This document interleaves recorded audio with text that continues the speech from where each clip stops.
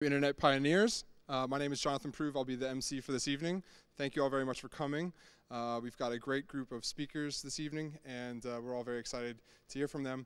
We are expecting a number of other people to file in as the event goes on. So thank you all for coming. I've got a few housekeeping notes for you. Sorry. I want to remind everyone if they would please turn off their mobile devices at this time or turn them on silent so as not to interrupt any of the speakers. Additionally, unfortunately, Richard Jones from Groupon could not be here this evening, so they will not be speaking at the event tonight. And at this time, I'd like to invite Ms. Julie Newlin, the Pro-Vice Chancellor of the University of Hertfordshire, to kick off our event. So let's give a big round of applause for her.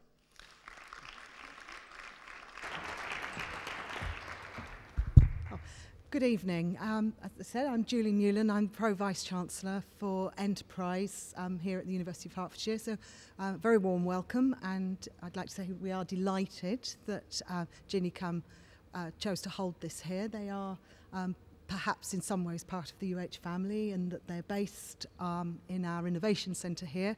But it's nevertheless a bit like EasyJet. We know they have a choice, and they chose to hold this here. So we warm welcome and thank you to them. And it's great to have all of you here. My remit is quite interesting, I think, for a university, and I thought you might that I have two hats, really. You might expect that in a university.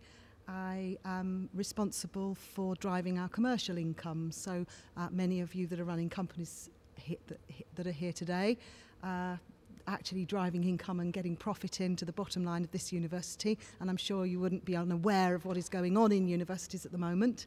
That is vital to us, so I have a very hard-nosed commercial remit. But we are a university.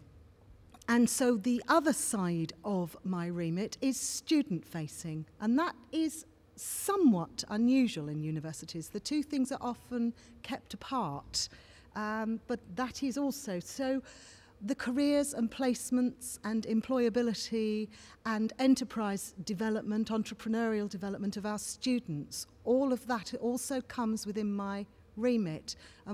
We consider ourselves to be a highly business-facing university, and what does that mean? Well, of course it means that we have to have commercial imperatives, but it also means that we should imbue enterprise, entrepreneurial behaviour and opportunity in our students and for our students. And we believe that the best way to do that is to have the people that are out there cutting it, driving the commercial income and having to work in a commercial way, are also the people that are working with and alongside people supporting students to think about how they might ensure that they're more employable, more enterprising, more entrepreneurial.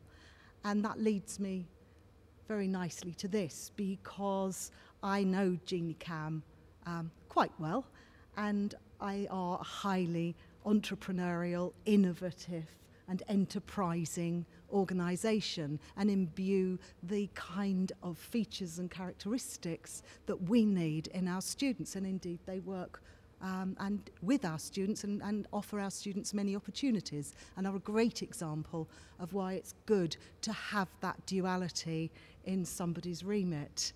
And so we are very aware that people working within these fields, the kind of people you're going to hear from today, are the people that are truly driving innovation and enterprise, new ways of thinking, of being, questioning what it is to be commercially successful. What does that mean for so many different sectors now? Because it's radically changing. And of course, the students that we are graduating now are graduating out into a very, very different world, and one where they will have multiple careers and have to be able to think differently, and so frequently think differently. When I started in my career, I would have expected perhaps to have 2 careers, perhaps 3 different, that would have been quite unusual. Young people are going to have to be able to change and adapt and drive and lead. And so that is why we are so delighted to have companies like GenieCam on our campus working with us and holding events such as these, because these are the characteristics, this is the future, and we need our students to be able to have that opportunity. I do hope you'll find this evening interesting. I'm sure you will, and thanks very much indeed.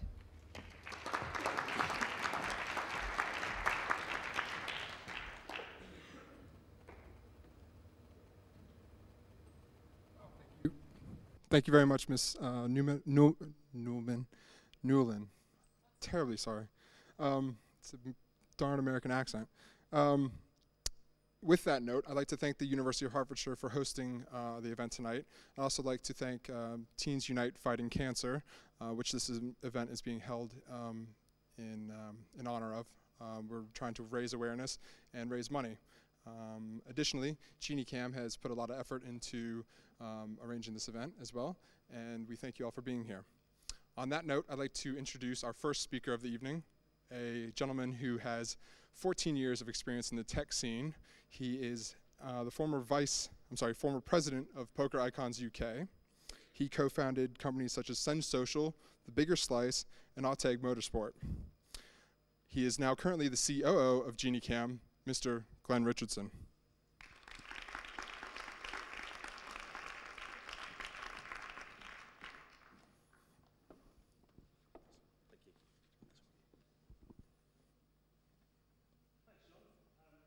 Thank you very much, everyone, for coming. We really appreciate it. I'm sure you're all thinking it's very GenieCam-centric right now, so I apologise for that.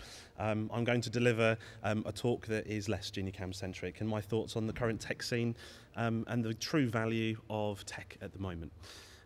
Firstly, it's actually my fault. We all started slightly late. I was running slightly late myself.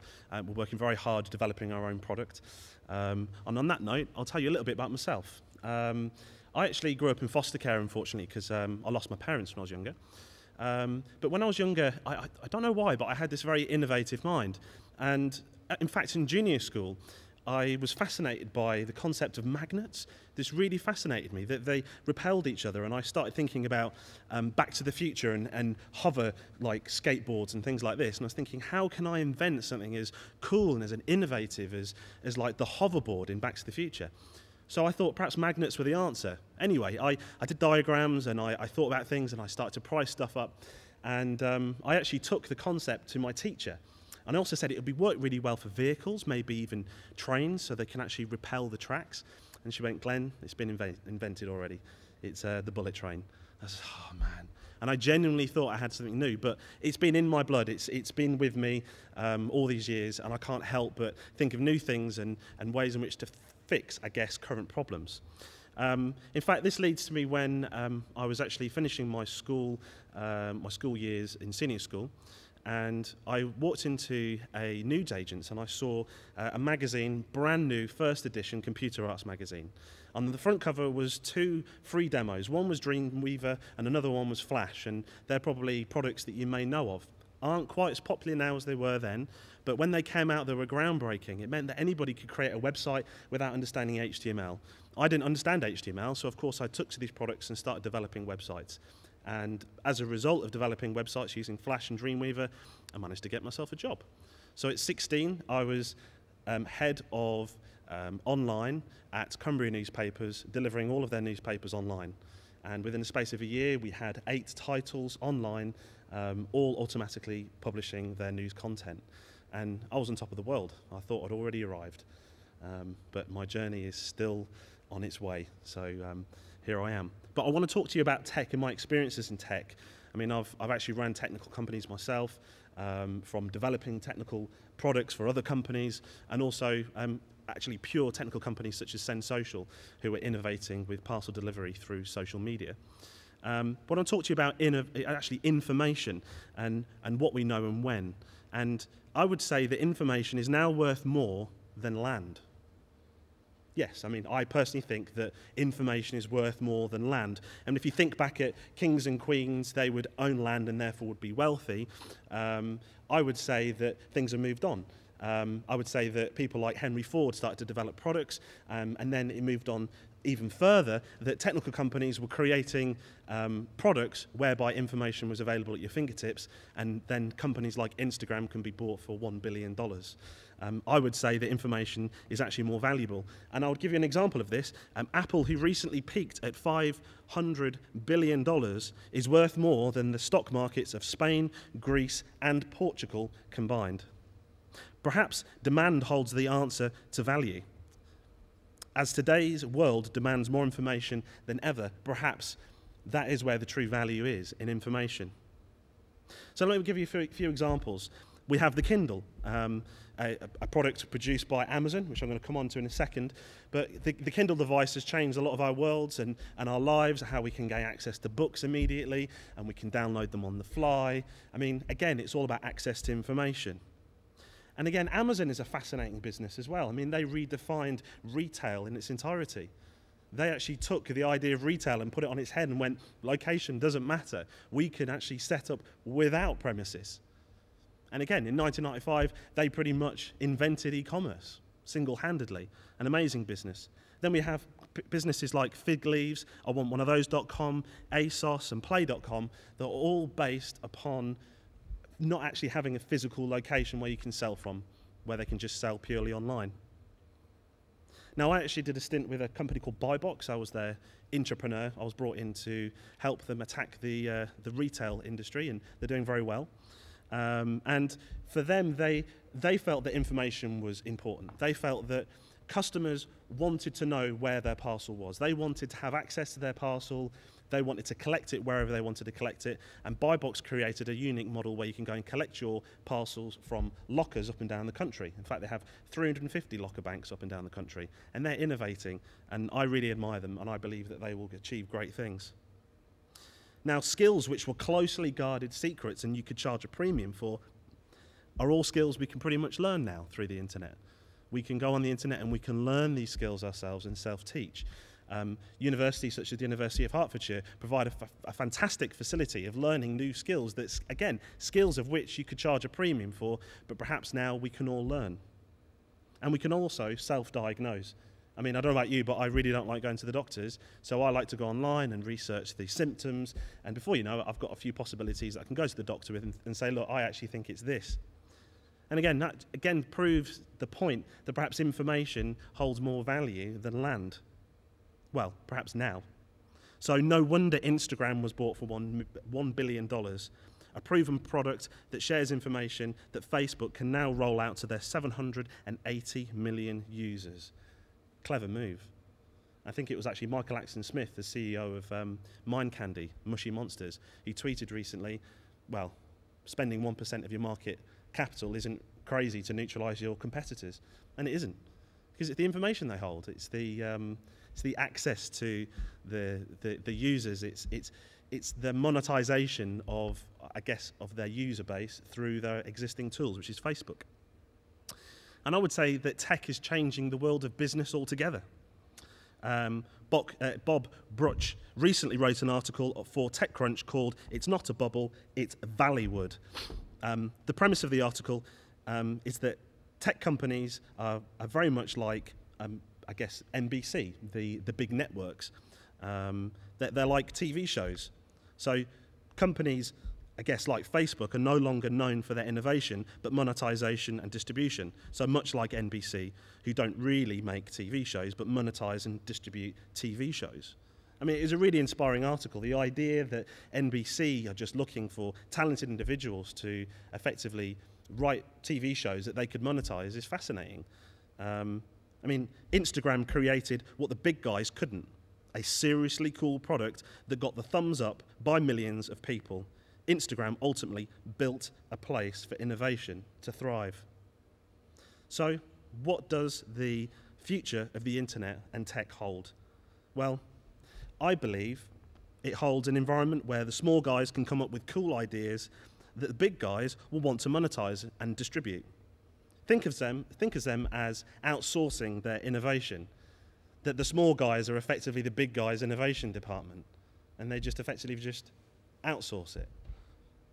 So forget that you're small compared to Facebook, Google, and the likes. You're their innovation department waiting to be recognized. Cool, huh? Welcome to the information revolution, where understanding your customers' need for information is key. Thank you.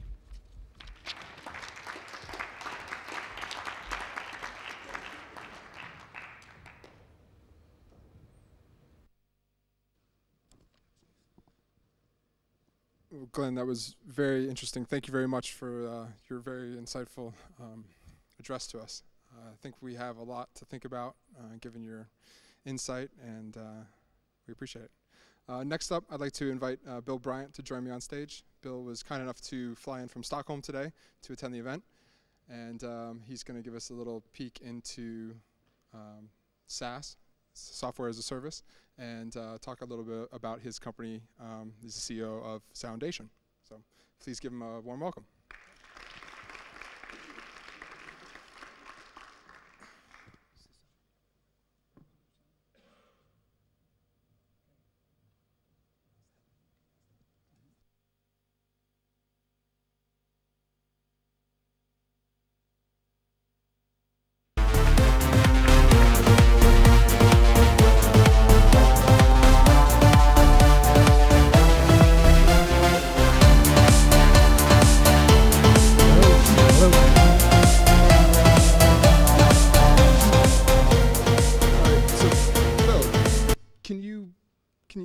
Summarize what we're all looking at here behind me. Soundation is an online music making application. So right now, before we're online, I just loaded in a song that we've done, and it's playing off the internet. What Soundation does is allows anybody who ever wanted to try to make music and just go online and start making music. It comes with 600 free loops. The blue tracks are virtual instruments like synthesizers or drum machines. The gray tracks are audio loop tracks. You can actually record. It has 14 effects and 5 virtual instruments. And once you make a song, you can download it to your desktop, or you can publish it to our community and share it, put it on Facebook. That's great. So essentially, it's a software as a service. So correct. Yep. What do you think of software as a service, or as we call in the industry, SaaS? Yeah, I think it's great. I mean, I think in our business for music making, right now, if you want to buy software, it's very expensive. You have to download it or buy it in a store. You have to install it. You have to update it.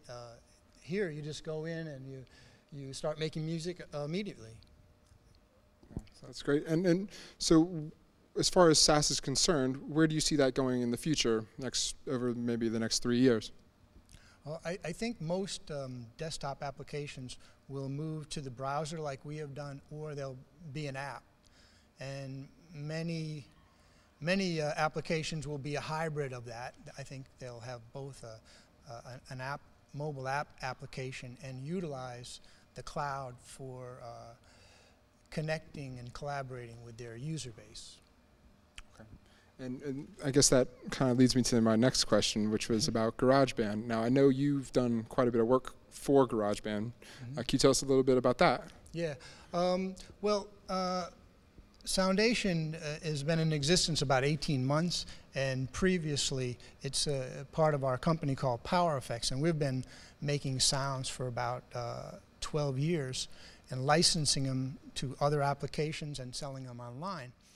We've licensed Apple about 5,000 sounds that come with Logic and GarageBand. We've licensed sounds to Propeller Heads, Reason Software, Cubase, Cakewalk.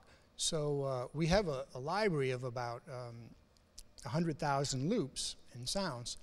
And one interesting thing about Soundation is it's free, and if you want more, you can pay for sounds that are integrated right into the application. You buy them and they come in there. Or you can be a premium member and you have access to a huge library that's searchable right in the application. Great. And so do you ever see GarageBand making the jump into the cloud or becoming a SaaS? Yeah.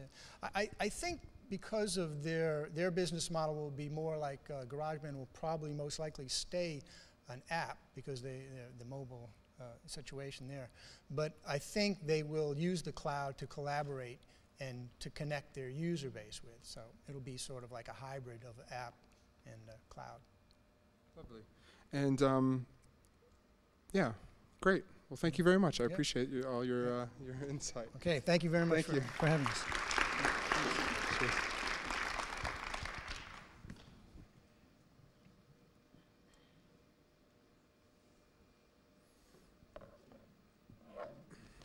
Again, thank you, Bill.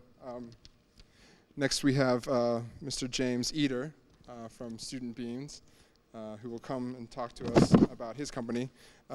James was one of the youngest entrepreneurs at the age of 22 when he started StudentBeans.com 2 weeks prior to graduating from university. He travels all over the world lecturing at various universities, conferences, etc., about trying to encourage young entrepreneurs to pursue their passion and their dreams. So we're very excited to have him here today. I hope the students in the audience can take something away from this. And please welcome Mr. James Eder. Cool. Good evening, everyone. Has everyone had some jelly beans? Yeah, rattle, cool. If you've not, come and see me afterwards, and there'll be some by the right-hand side of the stage. So thank you for the introduction. Thank you all for being here as well this evening. Before I kick off, can I just have a volunteer, please, just to come down to the front? Please, if someone could just volunteer to come on stage. I'll do it. No, you're excluded. You're excluded. Yes, absolutely. So if you can just come down to the front, just very, very quickly, if you can just make your way out, that's great.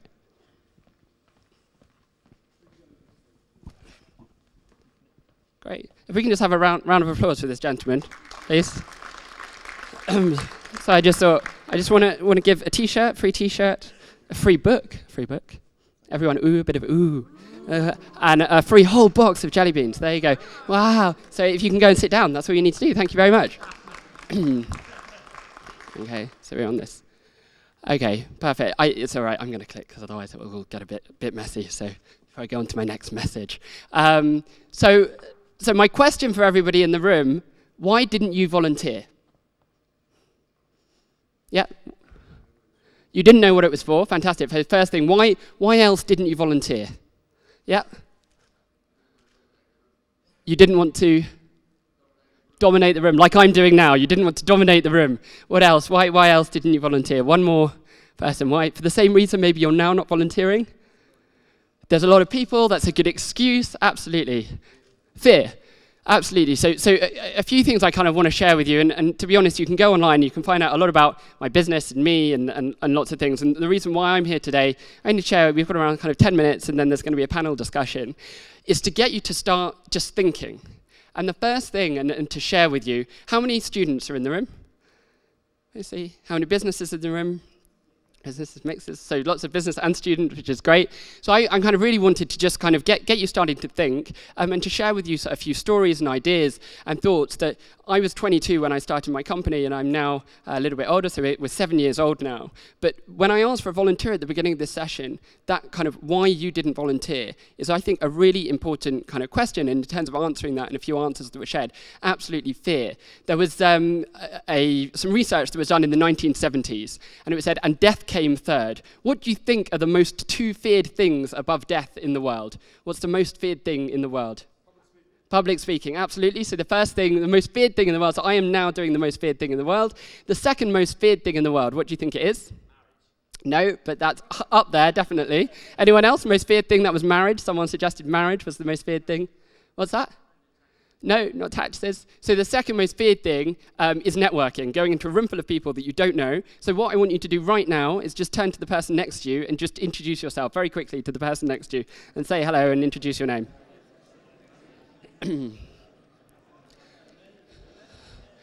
Okay, perfect. So now if I just bring you back, I know it's really exciting. You've met the person sitting next to you. That doesn't normally happen at events and stuff.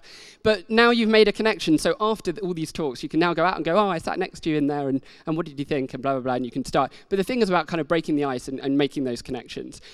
So, you know, when I ask for a volunteer, you've got to think about what you said to yourselves. And what you said to yourself, and you'll think, what's he talking about? There's a voice inside your head.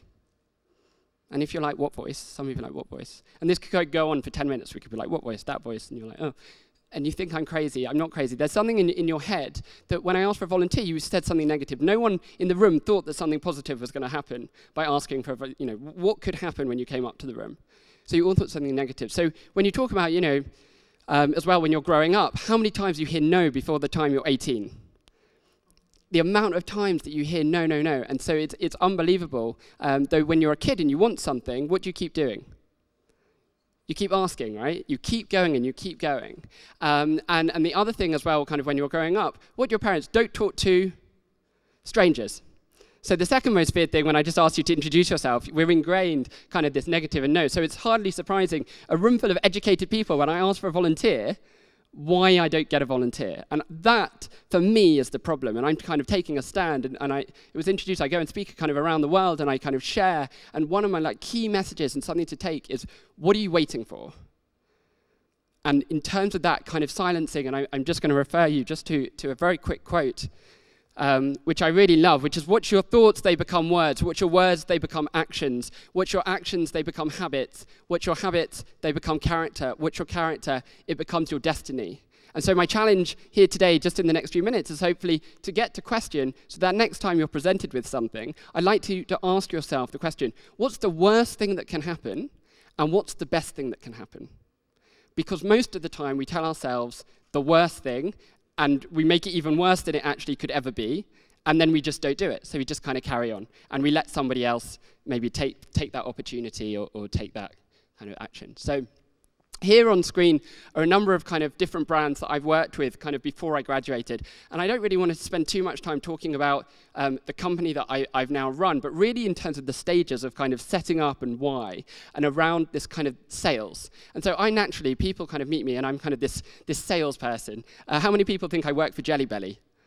So you've got the samples. So there are a few brands and just stories I wanted to share with you. The first one, very briefly, I did Young Enterprise when I was 17, and I walked into a shop, and I was selling them, it was a website called needanumber.co.uk, and I was selling them to sign up to this website, and so that we could help advertise them. And this was in 1999, 2000, so before kind of Yellow Pages was really fully online. And we walked into this shop, and this woman screamed at me. It was 4 o'clock in the afternoon on Friday, probably the worst time to go and sell anything to anyone, but I was at school, so I had to work around that. And I walk into the shop, and this woman screams, "Get out, whatever you're selling, get out of my shop." So how many people would have left at this stage? A few people, honest people in the room, absolutely kind of run out of the room. But I was there, and I was passionate, I was committed, and I believed, and that's one of the things, that whatever you're going to do, if you've got an idea already, or you're in the middle of something and you're still kind of persisting with it, is to have that kind of belief. So I was belief in myself, and I believed in my idea that I could help this business. What do all businesses want to do? I'm going to rustle my hand. All businesses want to make money, right? This is my signal for money. So fundamentally, fundamentally businesses are there to make money. So I was standing there with belief that I could help this business make money. And within about 20 minutes, I asked her a few questions, and I left with money in hand. So again, when I asked for a volunteer at the beginning of this session, it was, why didn't you volunteer? And asking myself the question, what's the worst thing that can happen, and what's the best thing that can happen? In that situation, the worst thing is that she can say no, and the best thing is she can say yes. And that's it. If she says no, I move on. If she says yes, then I get the money, and then I can move on to the next business, and I can help grow and deliver and build. So that's kind of the first story. The second thing was to do with Gala Bingo.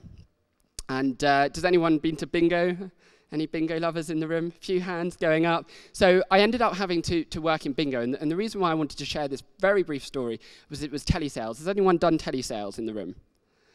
Okay, a few people's telesales. If I had a bit more time, I'd go around and ask a little bit more. But if you bear with me, I ended up having to ask and call 250 people every single day. It was for 6 weeks. I was on a 6-week placement. So 250 people every single day. How many, give me a percentage, how many people said yes to me in a day, do you think? 1%. Higher than 1%? Any advances, 1%? 3, 10%. So 10% of people every single day said yes. So that was 25 people or so every single day. How many no's do you think I got? Not a percentage number, but how many numbers in terms of no's did I get in a day? Any ideas? 225, more than that? More than 500? I'll help you out. I got around 700 no's every single day. Now, why did I get 700 no's? It's because we had to get them to say no 3 times. So the training of the company was you had to get them. So you did a sales script and you went through the script. And a few like really core tangible business lessons. And you're like, we're at a technology event. This is about, you know, internet and kind of what we're doing. But I wanted to share with you that the traditional methods and what you need to do, you still need to sell yourself. You still need to sell your ideas. You need to get your team around you. You need to get suppliers. You need to get, you know, people speak to us and go, how can you compete in recruiting people to come and work for your business? And I say, you've got to sell a vision and you've got to sell an idea. And this is kind of fundamentally core in the business lessons that I learned. And I would encourage, any call centers will hate me for saying this, but I would encourage every single one of you to go out and get a job with a call center and just work there for a day, because I don't call it sales training, I call it no training. Because people aren't, when you call up and make a sale, and you think if you've been on the other end of a sale, you're not sitting there waiting. It's not like James is about to call me with Gala Bingo. I've got all the time in the world. You know, you're in your own world and people are busy and they've had an argument with their partner or boyfriend or their kids are running around and it's nightmare and you're like, yeah, would you like some bingo? No. You know, obviously they're going to say no. And whenever we're calling anyone in terms of business, the key question that I always ask is, are you available to talk now? Is now a good time? Because it opens the door and asks for permission. And if they say, no, now's not a good time, we go, okay, not a problem. Can I call back tomorrow at 3 o'clock? And they're like, okay. And so you kind of got their permission, even if they don't really want to talk to you. So you call back tomorrow at 3 o'clock, and you ask them, hi, is now a good time to call? You asked me to call you at 3. No, now's not a good time. Okay, can I call tomorrow at 4 o'clock? And this, for some, honestly, for some of my clients and partners that I've worked with, after 4 or 5 months, they're like, this guy is really persistent. He says he calls when he's going to call, and he must have something that maybe is beneficial to me. So look, you know what? I'm going to speak to him now. And it does. And some relationships, maybe they took 2 years, and it's an ongoing joke sometimes. And my business partner joked with me. I set up the company with my brother and business partner. He joked with me and said, you know, it's James, this is a hobby almost, but you need to, you know, he laughed at me sometimes, and when some of the brands kind of came together, it kind of really kind of pushed through, and in terms of kind of the sales and promotion. So I just wanted to share kind of those few quick things with you. So just to take you very briefly behind the beans, which is the business. So I had this idea 7 years ago. Hands up in the room who would want 2-for-1 cinema tickets. Perfect. How many would want 2-for-1 meals at places? So I know I'm going to do a cheeky dive at Groupon, because I know, unfortunately, they're not here, but there was something about the original deals site. So 7 years ago, far before Groupon launched, we actually had this idea of doing deals and promotions. So we did a lot of research for students, and we asked students, you know, what do you guys want? And then we went to the brands, and we said, would you like to run promotions specifically for students? Unfortunately, a lot of them said yes. So we launched back in 2005, originally in Birmingham, just with that basic promise, and now we've signed up almost 800,000 registered users, and this is the basic website, so people can log on and do like 2-for-1 cinema tickets or get 2-for-1 meals, that kind of thing. We've run now a student snow trip, which we're running this year as well.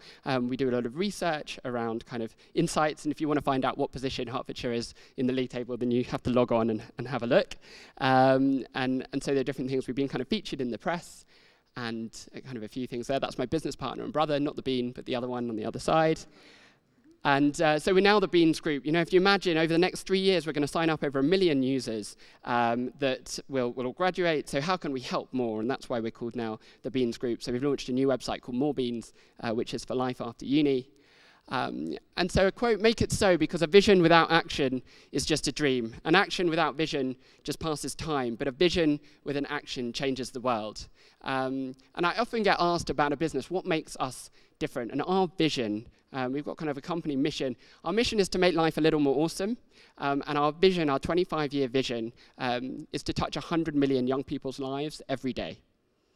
And that, for us, is this driver about something that why I'm here, partly why I want to share, why I want to encourage, why as a business that we get up every day and kind of what makes us tick. So I know I've just got to wrap up, and time is of the essence. But just a few questions for the audience, and then if there's any questions for me, very briefly. So first question for the audience is, can someone name, if you put up your hands, because that helps me, someone name one of the deals on the website, on studentbeans.com. Who was paying attention? Yeah. Yeah, 241 Cityworld. Stay there a second. Hold on. Cool. Yeah, if you go, hand those out. Cool. Can anyone name the sales training that I did and the company, what bingo company that I promoted? Yeah, at the front there. Yeah, Gala Bingo. Cool, there you go. Cool. And hold on one second, one more.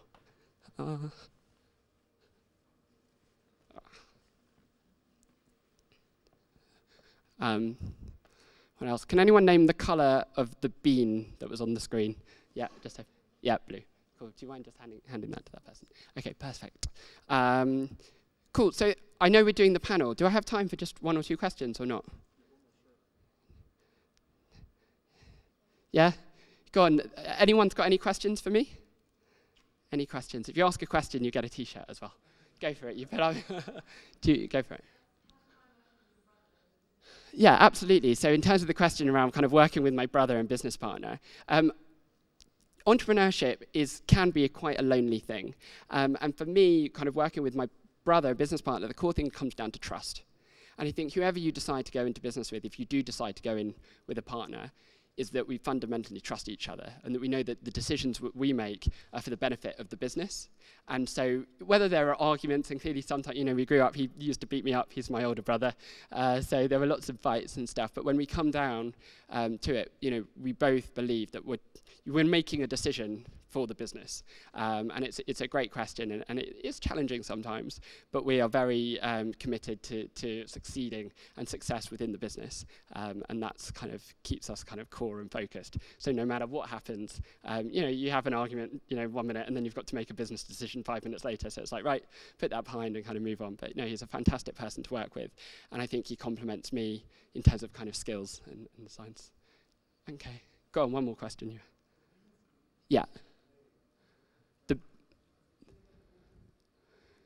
So why beans? A very, very good question. So that's my last I'll answer that, which was beans on toast. If you imagine baked beans on toast from student beans originally, so 7 years, was about kind of a staple diet. So if you don't have any money, you'll have beans on toast for dinner, and the idea of being a staple diet. And then the idea of kind of student beans becoming kind of the staple diet for student life. So that's kind of what we're doing. So I'd like to finish just by asking for a volunteer, please. Yeah, do you want to just come up to the front? If you could give a round of applause as the lady comes to the front.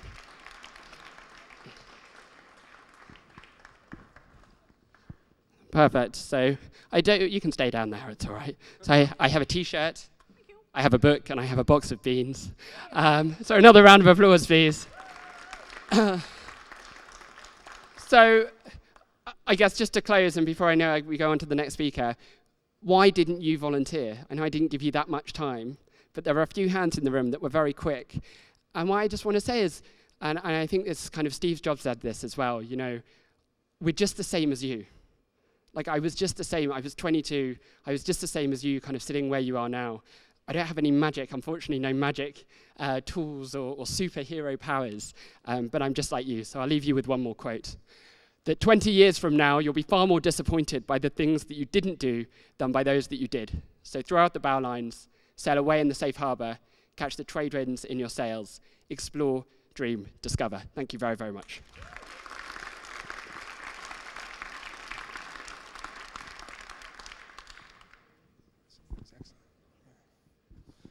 Wow, James, thank you very much for that very insightful presentation. I can understand why he gets asked to travel all over the world to present. And if by any chance I can catch you on GenieCam in a couple months and get some advice from you on public speaking, that'd be all right? And pay you everything, yeah? All right. Next, I'd like to ask Kieran Hill to come to the stage. Kieran is the business development manager for Winkball. You might have met some of their representatives that are out in the hallway on your way in. It's the UK's #1 video website. Winkball captures people's passion at events as they happen.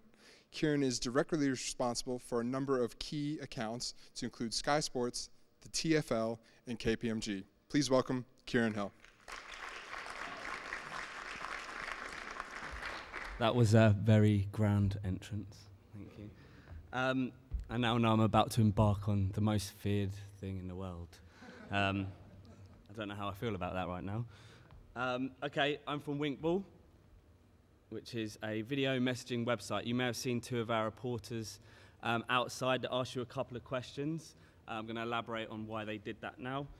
So Winkball.com started as a video messaging platform about 2.5 years ago. A few of our technologists have been working on different pieces of technology for about 7 years now, and about 2.5 years ago they decided to launch this platform of video messaging. Video messaging didn't really work very well. There's a few reasons behind that. 2.5 years ago, people didn't really like it. I mean, look at video phones as an example. No one really used them, and I think there's a few reasons behind that. Won't get into them all, but I think vanity plays a part, and I think the most important part is connections and eye-to-eye contact and that kind of thing. And when you can't look at someone, but you're talking to them and you're sort of looking at them, slanting their eyes and stuff, it's all very weird. So it didn't really work too well, but we had a website and we had pieces of technology and wanted to do something with it. So we decided on employing a group of reporters. The website didn't have any content on it, and we wanted to get content. We didn't really know what to do with these reporters to start with, so we sent them to events, sport matches, theatre events, gigs, that kind of thing. And we soon discovered that we kind of stumbled across something pretty cool, which was capturing the passion. And you go to an event, say I'm an Arsenal fan, and I won't talk about yesterday, but when we beat Tottenham 5-2, hope there's any Spurs fans here. When we beat them 5-2, the 10 minutes after the game when I came out, I was like elated. Like, I'd never sworn so much in my life, at people, to people, about people, but it was great. And we had reporters there, and those reporters filmed me, and it was something that I look back on. I don't even really remember it, but it was great because you capture people's passion in that moment. You can't get it any other time. 10 minutes after the game, I kind of forgotten about it, driving home, etc., and you watch it on match day, but there's something in capturing the passion.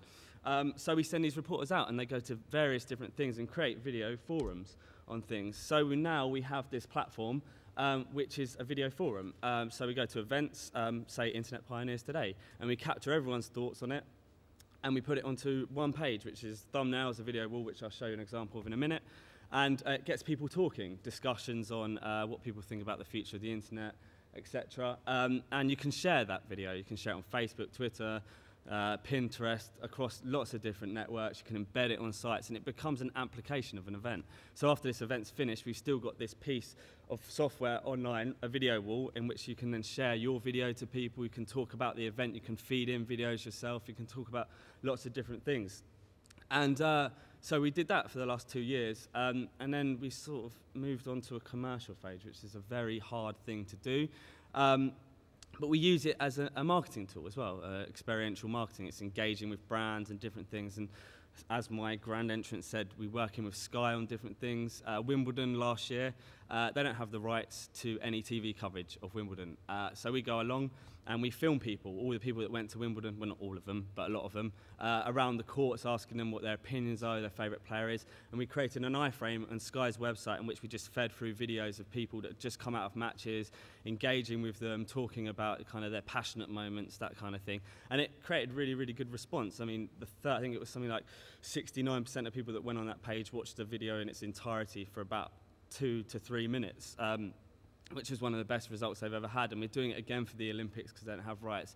I mean, I don't want to make it a sales pitch, so I'll go on, but it's the kind of marketing tool that we use that really gets people engaging and talking about things. I want to move on to speed. Not that kind of speed, but this kind of speed. This kind of speed is what I think makes the internet, or what has made the internet such an interesting thing in the last few years.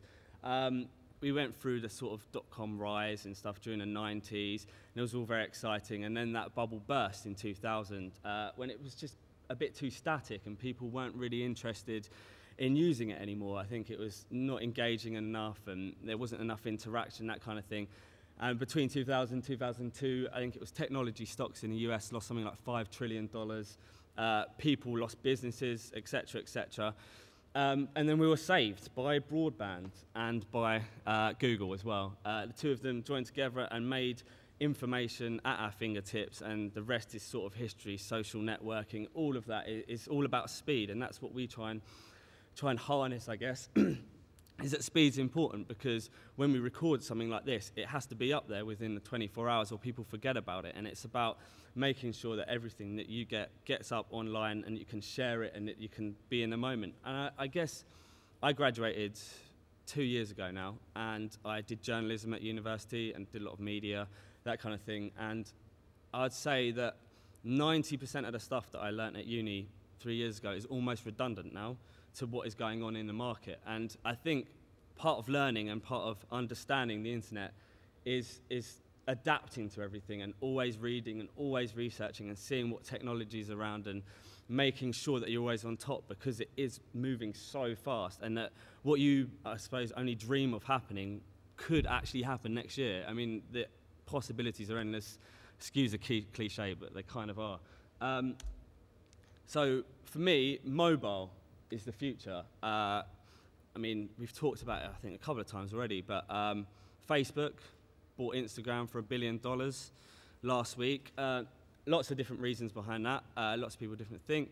But one of the ones that's come up is that Facebook's mobile application, I'm sure you've all used it, they're not particularly happy with. They haven't developed it how they wanted to yet, and they know how important the mobile market is, so they've bought something that is currently dominating the market, and it's all about the synergies and making sure that their brand's at the forefront of it. I think it's important to understand that, like the quote says, it's expected that in 5 years' time, mobile devices will be the most popular way of accessing the web. They'll take over PCs. They already are. I guess people will only use PCs for work, and the rest will be mobile. People watching TV, interacting with it, smart TVs. I just don't know if you've all seen that new Google ad with the glasses and people like touching stuff and all that. It's pretty interesting, and for us at Winkball, we understand mobile is the future, and we're developing our mobile apps as well, so that people can start leaving messages as soon as stuff's happened. At football matches, you can actually leave messages on a video forum, talking throughout the game whilst watching the game if it's live on TV. It's just about social networking, interacting, that kind of thing. I guess I'll show you just briefly what Winkball looks like.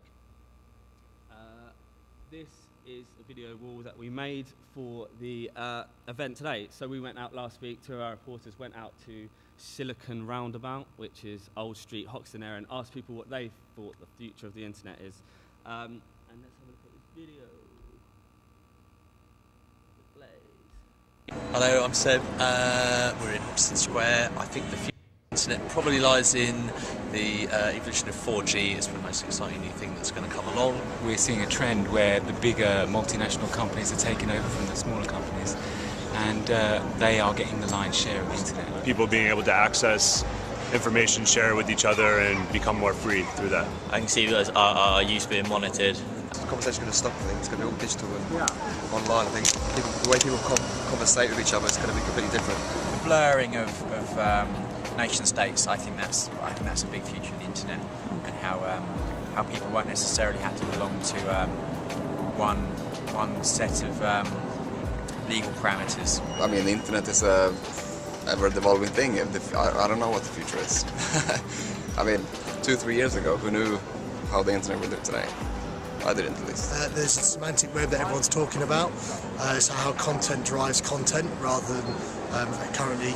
Like your phone could be connected to your laptop, could be connected to the internet, obviously, and then connected to your fridge, which is actually already happening in Asia, I think. So yeah, I guess everyone has an opinion on it. There's so much that you can talk about on it, and 10 minutes is a bit too short, and I don't think I can go on anymore. But feel free to leave your opinions with our two reporters. They're sitting at the back. Let us know what you think. We'll upload it onto this wall, and then you can all go onto it, put Internet Pioneers on Winkball, and you can all see your videos and start interacting and throwing around some ideas. Yeah, thank you very much.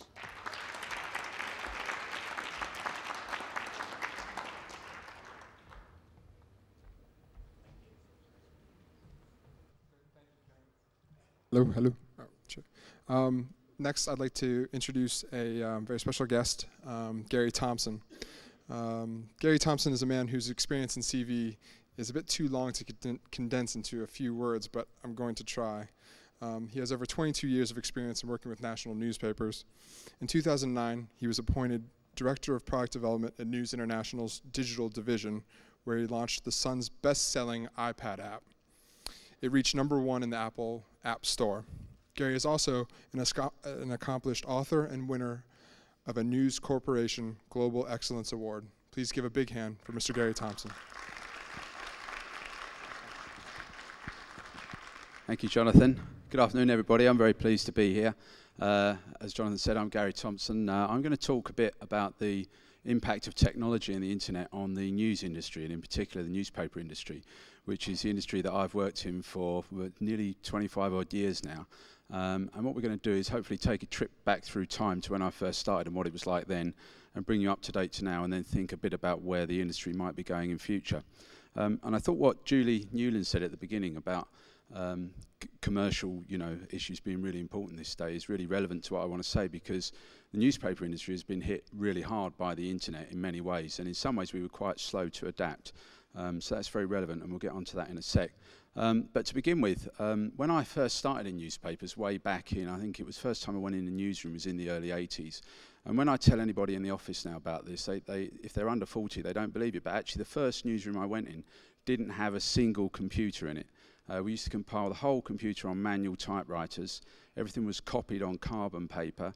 It was hand subbed and amended for printing, and then it went off on a physical courier to the print works. And this is not so long ago. This is not even 30 years ago. So you can imagine the sort of seismic change that came in.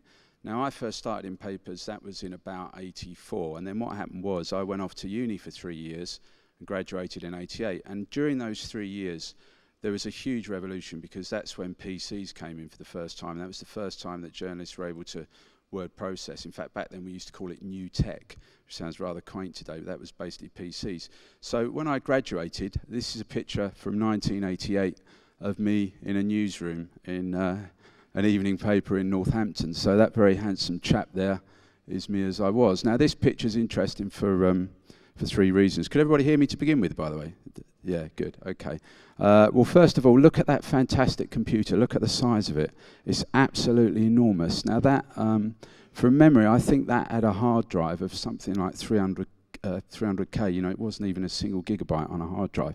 The second thing about the picture that's interesting is look at the telephones on the desk. 2 giant telephones. There were no mobiles at this point in time. And the third thing that I think's interesting is, look what's in my hand. That's a lighted cigarette. We were allowed to smoke at our desks in those days. There were no health and safety rules and stuff like that. But this is actually true. About 3 months after this picture was taken, just in the sort of foreground over the back there was a printworks, and the printworks next to the newsroom burned down. So hopefully it wasn't connected to me smoking it, but that probably tells you that the smoking ban is not such a bad thing after all. Now, what all this technology did was change the way that we worked as journalists, and at the same time that there was a computing revolution, there was the birth of what I call mobile erectus. If you think of the old Darwinian model of sort of ape to man, then this creature soon appeared at the same time. If you could just do the next slide. This is 1988, and this is Michael Douglas from Wall Street, and what he's holding there is a Motorola Dynatec 8000, which was the world's first handheld mobile phone. It weighed an absolute ton. It cost nearly $4,000, and it had a talk time of 31 minutes. So it was pretty much useless as a device, but it was like the iPad of its day. And all of this happened in 3 years. We went from completely no technology in the newsroom to suddenly having, albeit very rudimentary, mobile phones and PCs.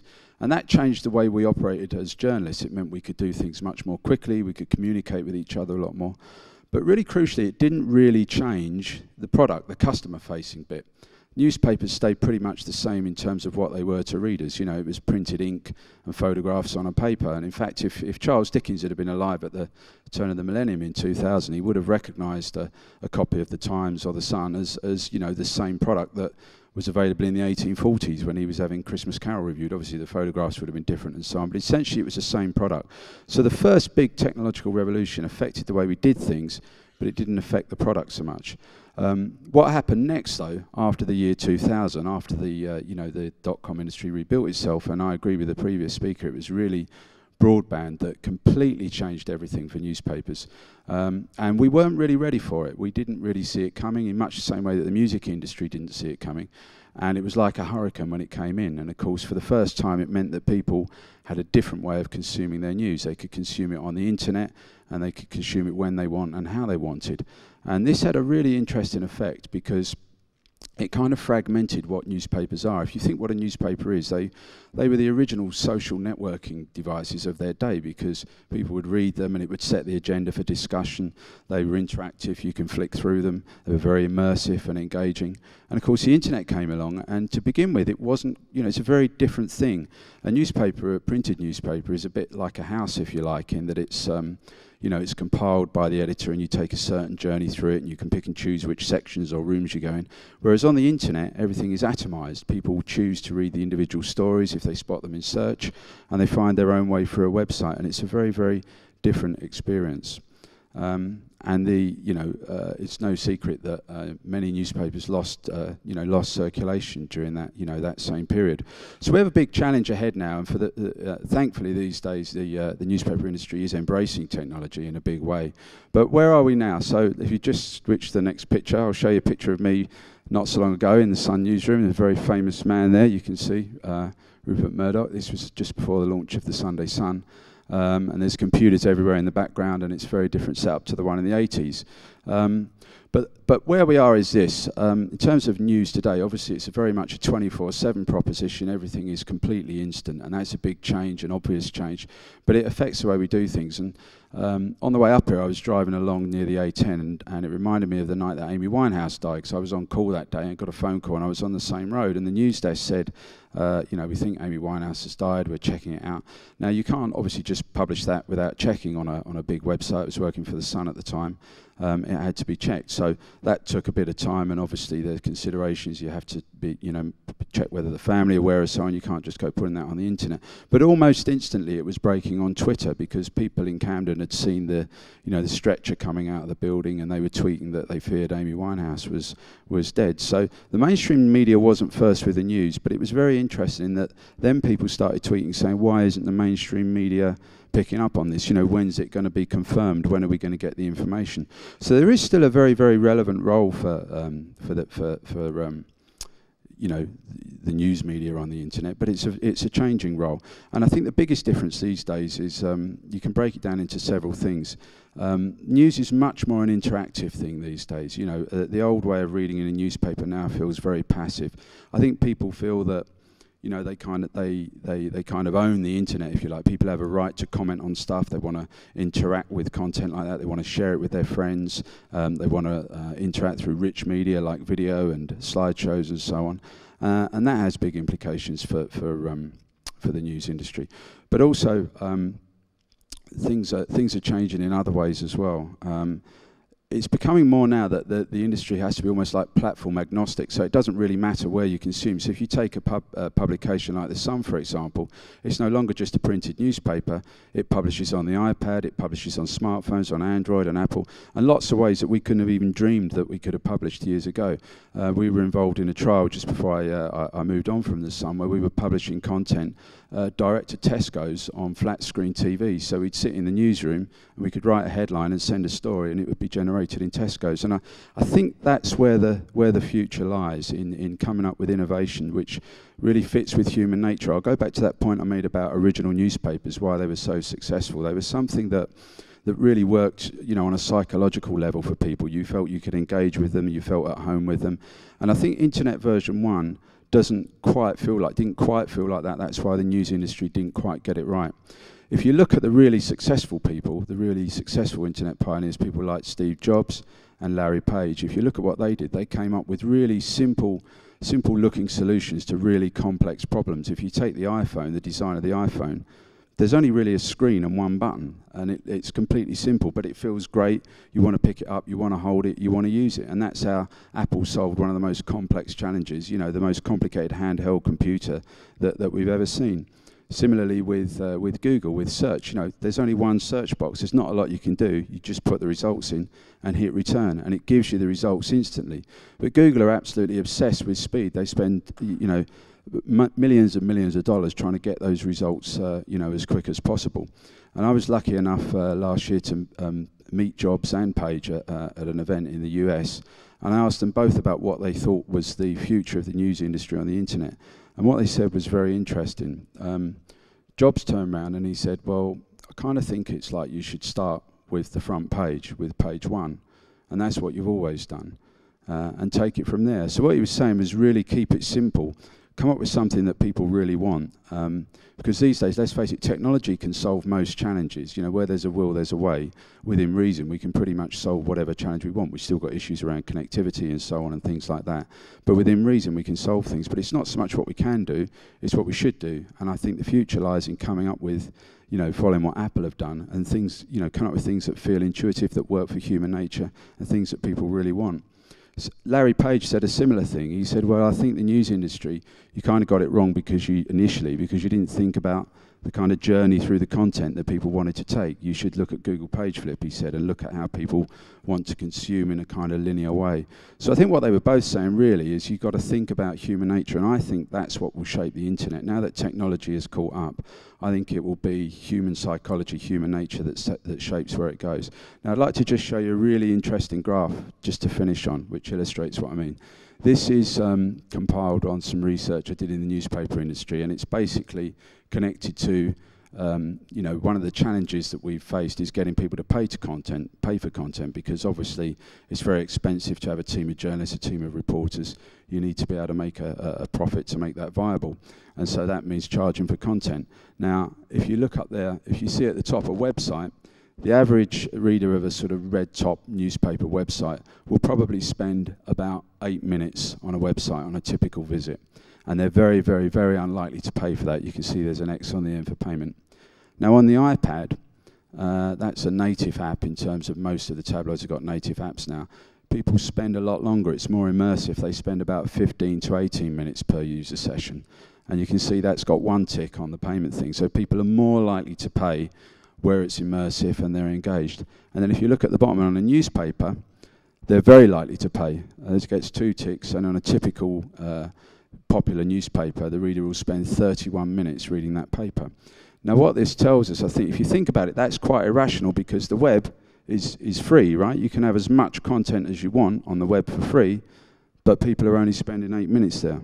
You can have the same content kind of edited down in a paper, and they'll spend 31 minutes on it. And it's a bit irrational. People are prepared to pay for something that they can get for free. So what they're really paying for, I think, is the fit with human nature, with psychology, the convenience, and the ability to sort of flick through a paper in a serendipitous way. So I think the future for the news industry is going to be all about making the important stuff, the digital stuff at the top, perform the same function as what papers did in the past. That doesn't mean we have to reinvent the wheel or you know, go back to print, but it does mean that we have to think about how people want to consume and why they want to consume. And I've got some interesting thoughts on it. I think that, you know, on a website you have endless choice, and that's a great thing, right? We all say choice is brilliant, you know, choice is good, and it is good. But if you've got endless choice, that almost becomes what I would call like the tyranny of choice, because you don't know where to look. It's very confusing, and in a complex world, it's nice to have a bit of help through that. And I think that's what people like Apple and Google, they both do brilliantly, right? When you think about it, the idea of having to search the whole web for something you want is very, very daunting. But Google make it simple. There's one box, ping, and it returns the results. The idea of trying to work a handheld computer is very daunting. But an iPhone, you can give it to a 5-year-old, and a 5-year-old will use it. So that's what I think will shape the future. I think that's what the challenge is. I think technology is now caught up, and we can do whatever we want to do. We've just got to work out, you know, to how to make it relevant to ordinary people. Okay, thanks.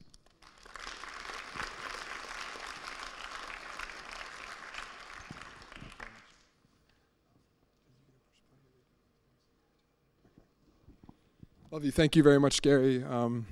Appreciate you coming out and speaking to us this evening. Next, we've got a very special pre-recorded interview from Miss Amber Lee Ettinger, who's living in California. This was recorded last night with one of my colleagues, Matthew Blakemore. So please go ahead and run that.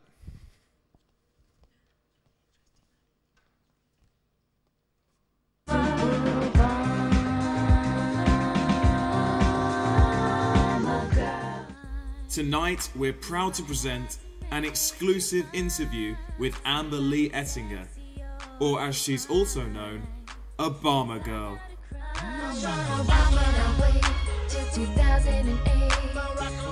Baby, you're the best candidate. I like it when you get hot on Hillary in debate. Won't you pick up your phone? 'Cause I got a crush on Obama. Now wait till 2008.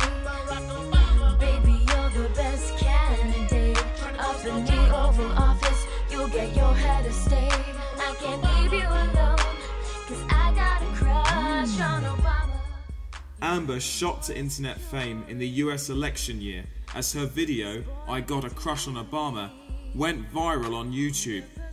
In 2010, Newsweek named the video the third biggest meme of the decade. You tell the truth unlike the right. You can love but you can fight. You can barack me tonight. I got a crush on Obama. Now wait till 2008. Baby, you're the best candidate. I like it when you get hot on Hillary in debate. Won't you pick up your phone? 'Cause I got a crush. Having achieved over 100 million views, Obama Girl really is an internet sensation. We feel so privileged that Amber gave up some of her time to share her experiences with us.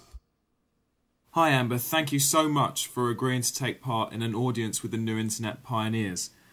Firstly, I was wondering if you would be kind enough to set the scene for what you were doing before you became famous on YouTube. Well, first of all, thanks so much for having me. This is great. What was I doing before I became Obama Girl? I was going to school for fashion. I was a fashion design student at FIT in New York City, and I was doing mostly swimsuit modeling. Oh, wow. For all this happened, yeah. So how did you get involved in the internet world then? How did the Crush on Obama video come about?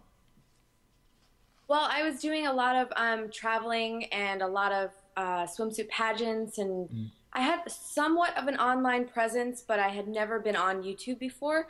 And Ben Rellis, who is the creator of Obama Girl, he had seen some stuff I had done online and just sent me an email out of the blue. I never met the guy before. He never met me, but he had seen me.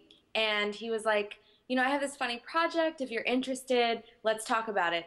And at first I actually said, no, you know, I'm in Barcelona. I can't do this, and blah, blah. And he's like, well, we'll wait until you get back. And we ended up meeting at a Starbucks and talking about the idea. And I thought it was great. I thought it was super fun.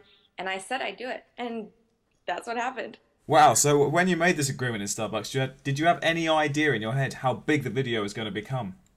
Oh my gosh, I had no idea what I'd gotten myself into. I remember telling people, you know, I'm shooting this really funny kind of like political satire video about Barack Obama, and most people at the time that I was telling were like, who? Like, what are you doing? And I'm like, yo, he's running for president.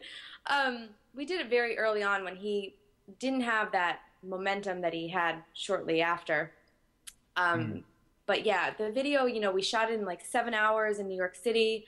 I didn't even think, I had no idea what I'd gotten myself into. I had no idea. I remember just, you know, shooting the video and being in different locations and like not even like worrying about, well, what does my hair look like? Or let me touch up my makeup. Like we just had fun that whole day.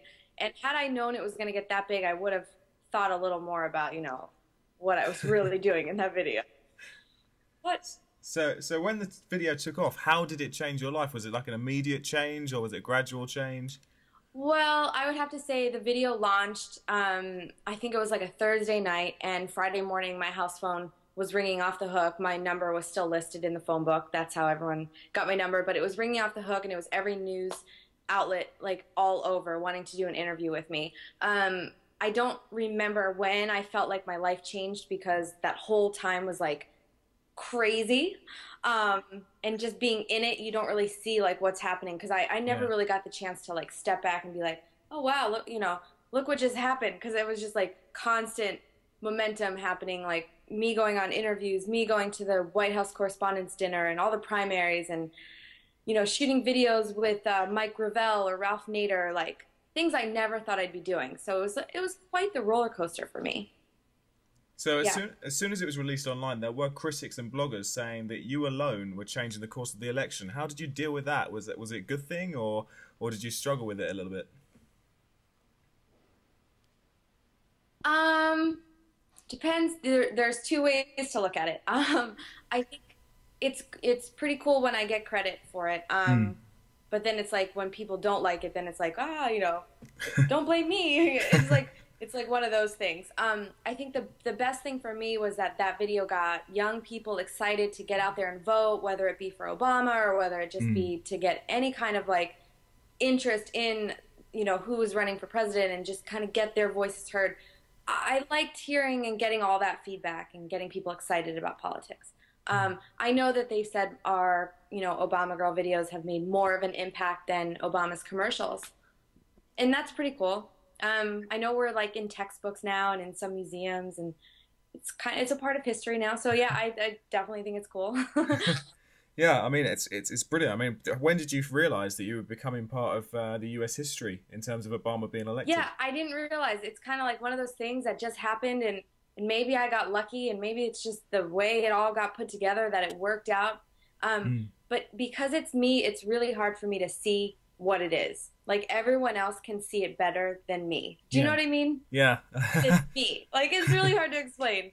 It's hard for me to see the big picture here, because I don't know. So after the success of the first Obama Girl video, you've obviously done a series of them now with barelypolitical.com, and continue to do so going into the next election. What have been the lasting benefits you've gained from being an internet star?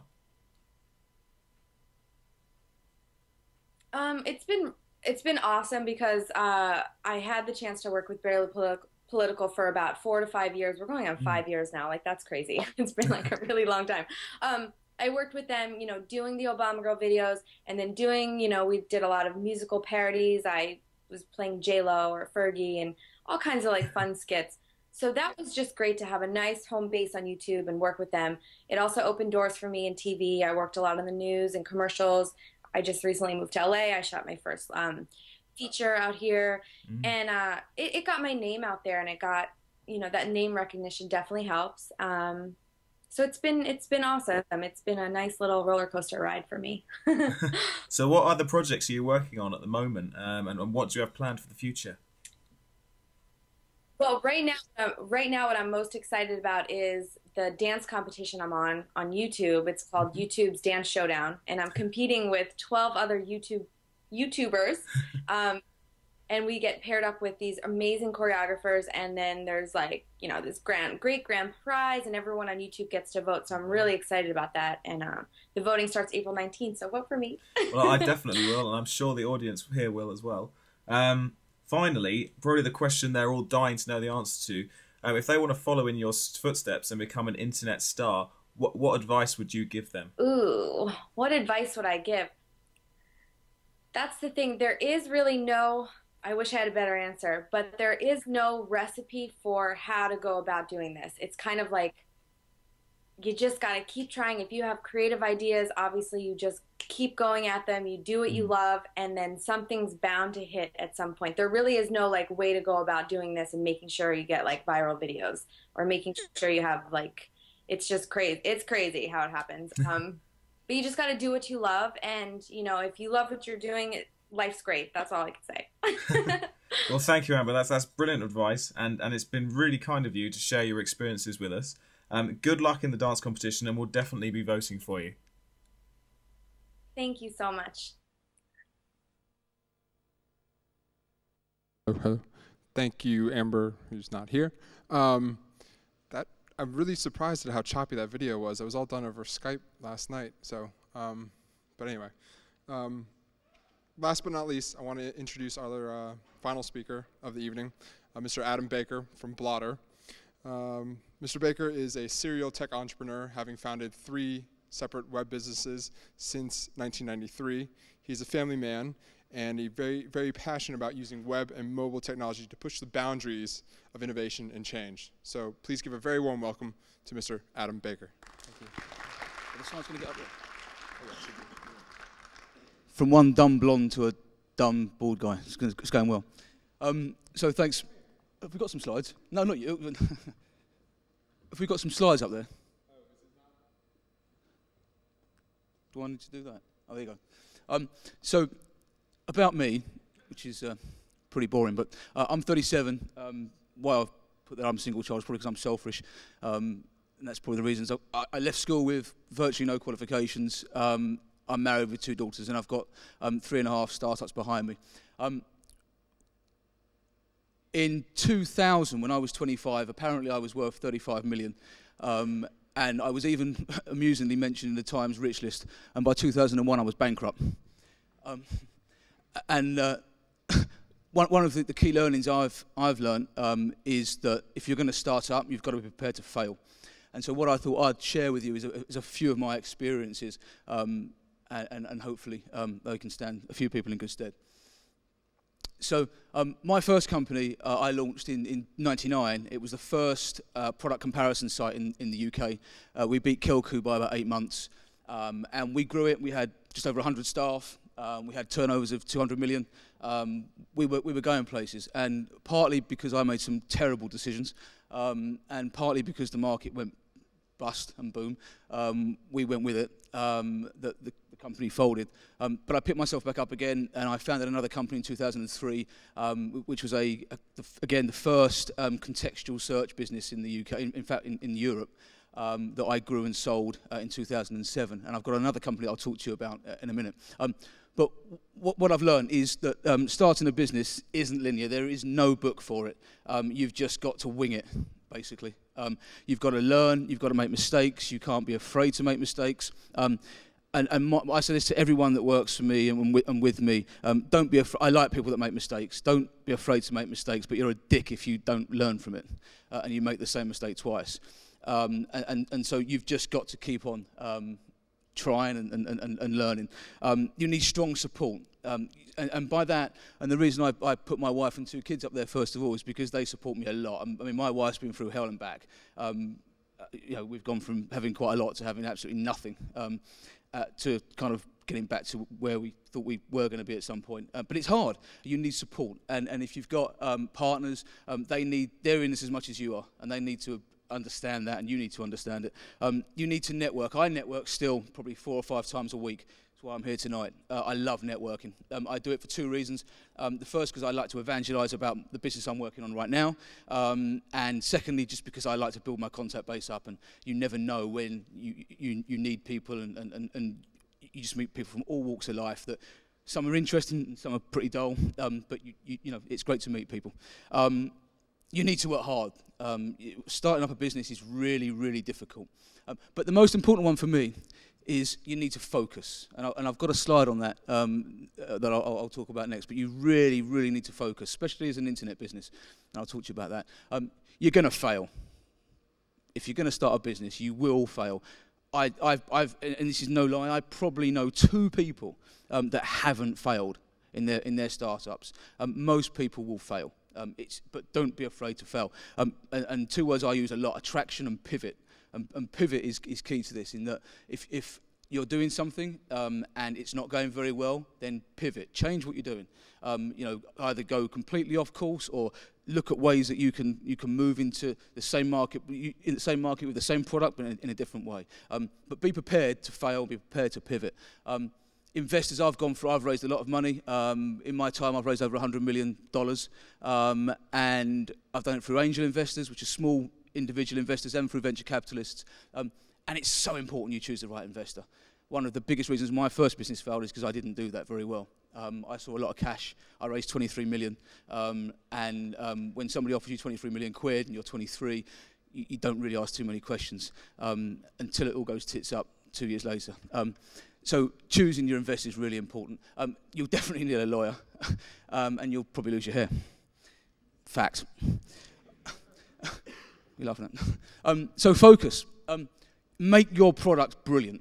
And one of the main mistakes that I've made, and I've made it quite a few times, so going back to my first thing, don't make a mistake twice, I'm a dick.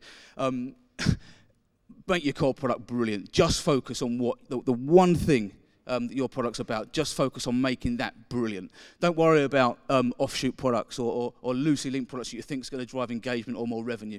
Whatever your business is, whatever the sole purpose of that business is, just focus on it and do not lose focus. And that's the one thing that I've learned. And I think the one reason that my business now, and I'll talk to you about it in a minute, is doing okay, because we're just focused on the one thing.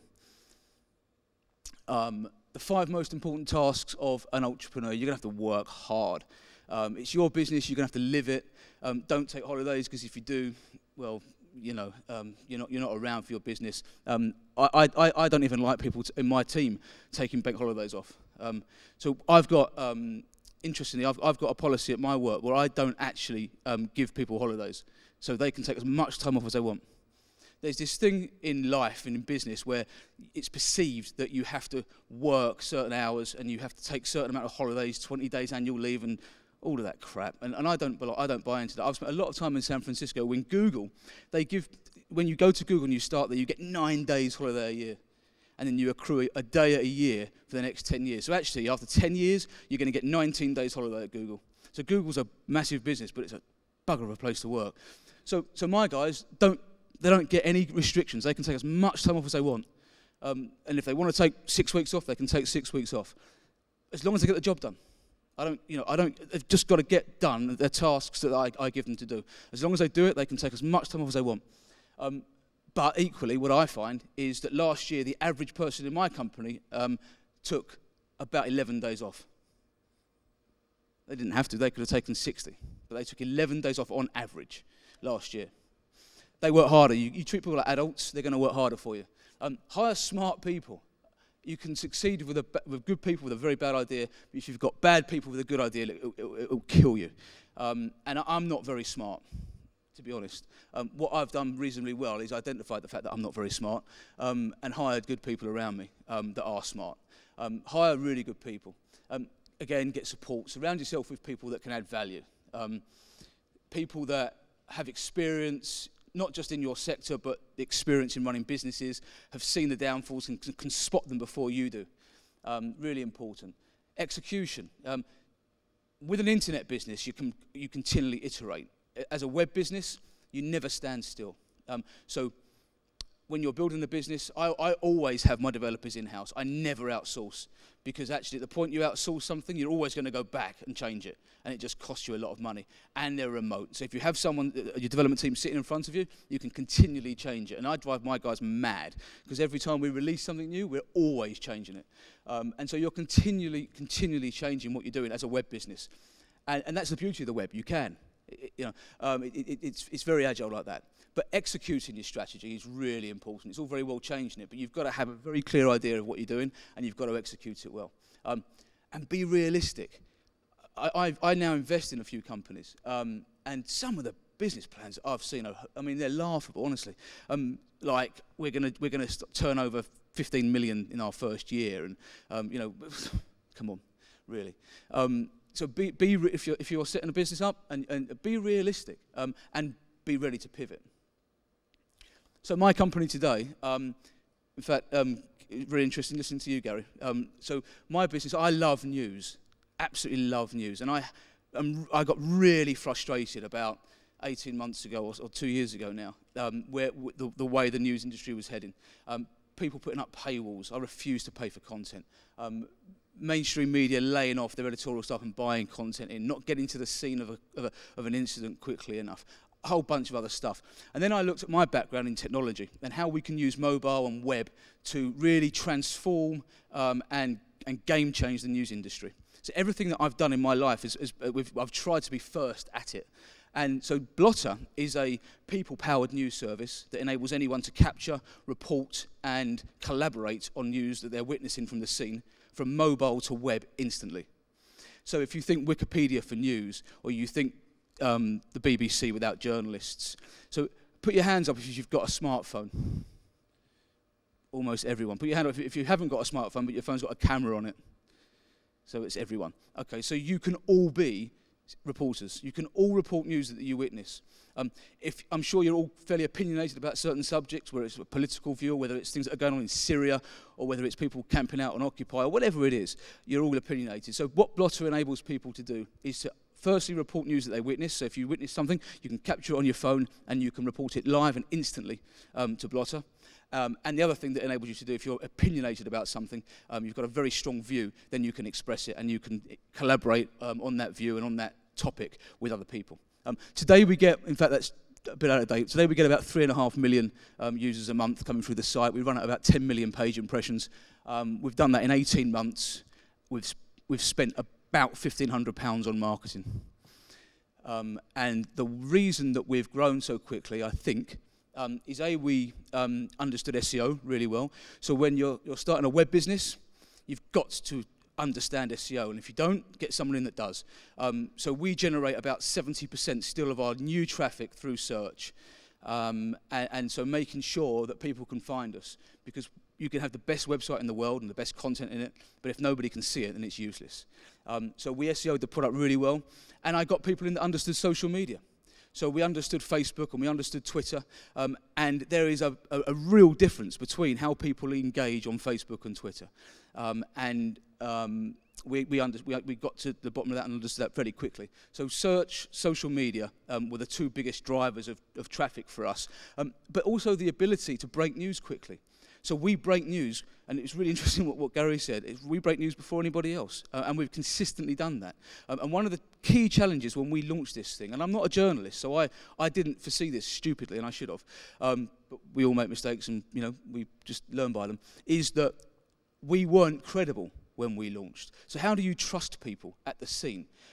And as a news service, which is what we are, we have to be credible. And so we did that in two ways. We built two algorithms. So we engineered two algorithms that basically enable us to understand whether or not a user is trusted to us, and how influential that user is.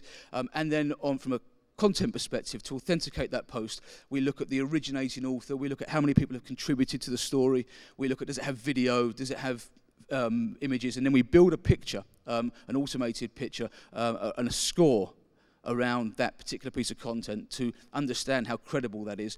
And then we've got a team of humans that basically re-verify if we need to.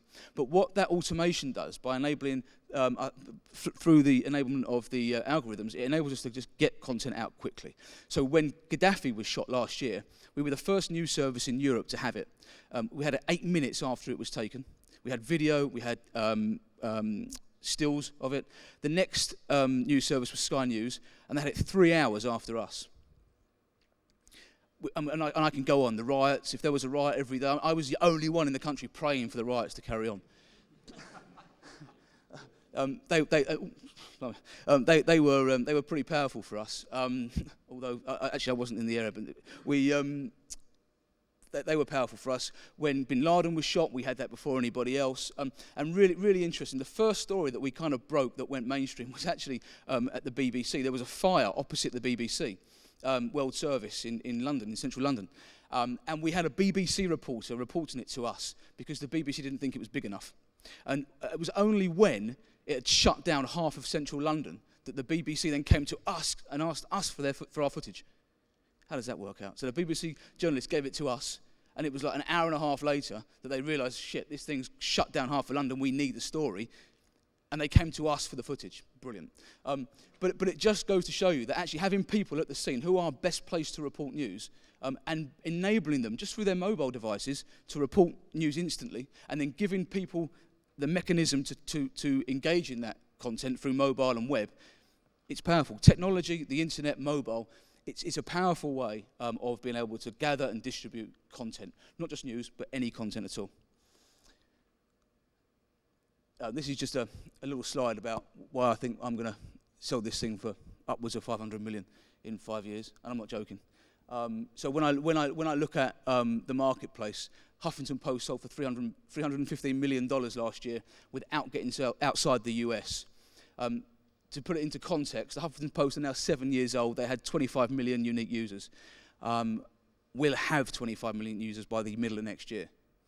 So I firmly believe we're in a space that we can disrupt. We're game-changing it, and I think if we can continue to do that, we're pretty well placed. This is our trajectory, and our growth has been fueled by major events. So, you know, we had UK student protests, we had the riots, we had Gaddafi killed, we had bin Laden, you've got Occupy. In any 12-month period, I can't remember a news agenda like that. And I think timing has been really important for us. And I've been fairly lucky all the way through my life. And this is one of the instances that I can kind of refer back to that, in that you launch a news service and all of a sudden you've got 5 of the most powerful news events that you can have over the last decade land as soon as you launch. It's pretty good timing. That's the Gaddafi story, pretty horrific. But we got 500,000 page views in an hour for that. And this is how we get our traffic. So if you search for results like breaking news, you've got 244 million results. We're above everybody apart from breaking news. We're above the BBC, we're above The Guardian, we're above Sky. We've engineered our platform to be powerful for search. On social media, we've just launched an app that enables anyone using that app's friends to see what they're reading. And we've seen an increase of about 60% in 2 weeks in terms of our Facebook engagement. So if you are reading anything on Blotter, your friends can see what you're reading, and then they can engage in that as well, and they can start to comment and collaborate. And so social and search are massive. And if there's any one takeaway that you go home with, it's if you're starting a web business, just make sure you SEO it properly and make sure you understand social. And that's me. Thank you.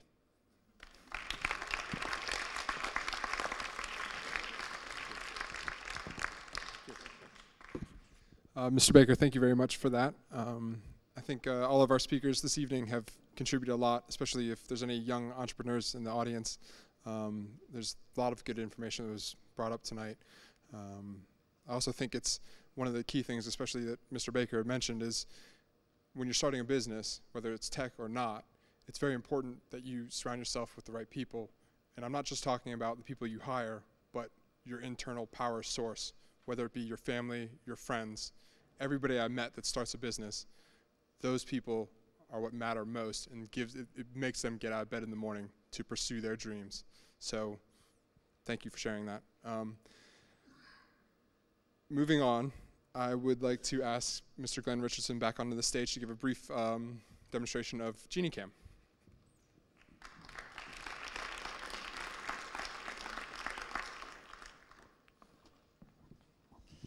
Hello again. Yeah, we're making something quite cool. We're going after a market that we believe doesn't exist, so that's quite exciting. It's a shame Groupon weren't here today, but Groupon did something really special. They created a market that didn't exist in the mainstream. I mean, people like Student Beans were doing it, and there are other organisations doing it, but not on the mainstream scale that Groupon achieved. And we believe we're inventing something really special that we call e-services. So let me just give you a quick overview of what we're doing. In 1995, as I mentioned earlier in my talk, e-commerce was created, and it changed the way in which you bought and sold goods. And we believe in 2012, GenieCam will change the way in which you buy and sell services. So think e-services. I know government have coined the phrase e-services, but you can't really buy services online at the moment. You can broker services online. You can book a session with a mentor, or you can book a session with a guitarist or somebody that can provide you with a service, but you can't really fulfill it online.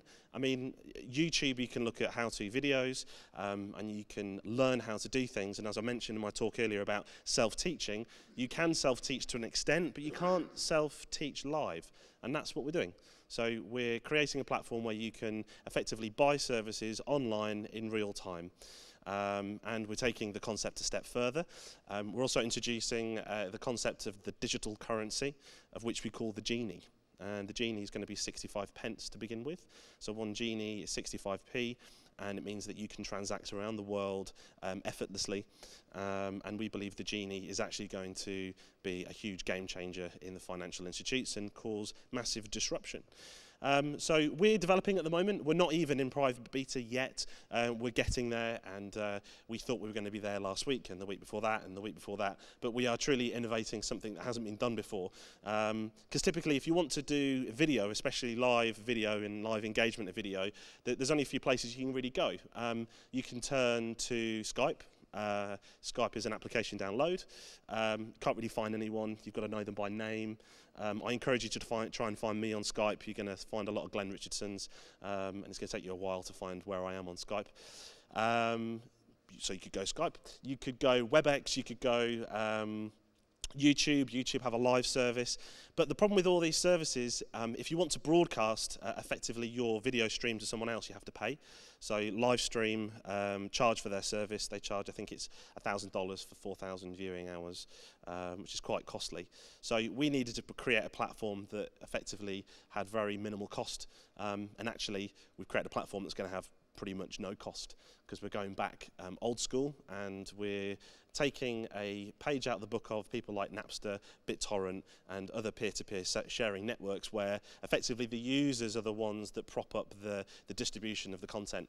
And we're creating something called the Smart Streaming Grid, which means that effectively users can receive a video stream from somebody else, and it have effectively no, I guess, no call upon our servers, and it all happens amongst the users. So we're also going to open that technology up as an API, so other technology companies can integrate live video, but not just live, but engagement as well. So you can have a two-way chat. We could do one-to-many, many-to-many, all the different combinations of live video. So I'm just going to quickly show you a few screenshots of, well, in fact, a few live, I guess, screens of the system as we're building at the moment, and hopefully that'll be enough to inspire you. I mean, today was all about inspiration for us, inspiring the way forward for the internet, and I would say in a month's time, we would love to invite you all to come on our platform and start trading amongst each other and find other users that you can buy services from. So perhaps if you don't know how to play the guitar, you can figure that out, or if you want some business advice, perhaps you can find some advisors, or perhaps you've got a use for the system that we haven't even thought of yet. I mean, one of the biggest uses that we found through talking to celebrities was celebrity engagement, and actually that's going to be our marketing route. We're going to basically work with celebrities to broadcast through our system, but have live engagement, so celebrities can talk to their fan base, and the fan base can effectively talk to them. So I'm going to grab one of these computers. Which one would you recommend? Shall I just try any of them? Ah, okay, let me try this one. Okay, let's find a web browser.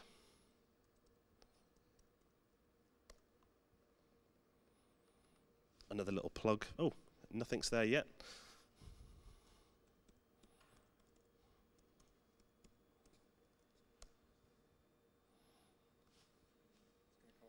Oh, okay, cool. Apparently they're just changing it over, so it'll just be a couple of seconds. Oh, excellent. Okay, so I'm going to quickly log in here to our system. If I've remembered my password, excellent. Okay, so let me just quickly talk you through what we're looking at the moment. This is my profile. We're not social networks, so please don't get alarmed. This is just my profile page. People need to know who I am if they're going to buy from me. So this is my business page. So we've got services. These are services which I offer, and then categories that I'm in, and a bit of an introduction. Again, nothing too serious in terms of social networking, but this is effectively what you're going to see. So I actually play the guitar for real. So I'm actually going to type in guitar. Okay, and apparently all these guys play the guitar. So I'm first in the results. Surprise, surprise. So I'm going to click on me, and there I am. So you get a quick brief history, well, a quick overview of who I am. Doesn't really make sense about playing the guitar, but hey ho, that's what I've put in my profile. And effectively, I've got a rating as well. Apparently, I'm not that good. I've only got 4 out of 5. But here's my services. So each demonstration I do, I tend to add a service, so I tend to do a lot of things. So what I would do is I'd select a service, so I'm going to select business mentoring, and then I'm going to select request an initial conversation. And once I select an initial conversation, the other person at the other end, I'll get to see, and I get to talk to them, and then we negotiate a price. And then that price is negotiated in real time. So the user types in, oh, I charge 10 genies per minute or 1 genie per minute, and I go, oh, it's a bit costly, reject, try again. I've looked at some other guys, they're charging a lot less. So effectively, we get to a point where we're happy with the price. So let's say we settle on, say, 3 genies per minute, and as soon as we settle on the price, boom, we're in a live video conference where the fee is being charged in real time. Now, I had hoped to show you more today, and if you all come back to our office, I'll show it all to you, but I can't, for some reason, show it externally right now. That's the nature of the beast in startups. It's here when it's here. So that's what I keep on telling my fellow director, Steve Sampson, but there you go. Yeah, so that's effectively GenieCam. It's really exciting. It is genuinely the most exciting startup I've ever been involved in. And yeah, I just hope this bubble lasts so we can sell out to Facebook for $1 billion. Thank you very much.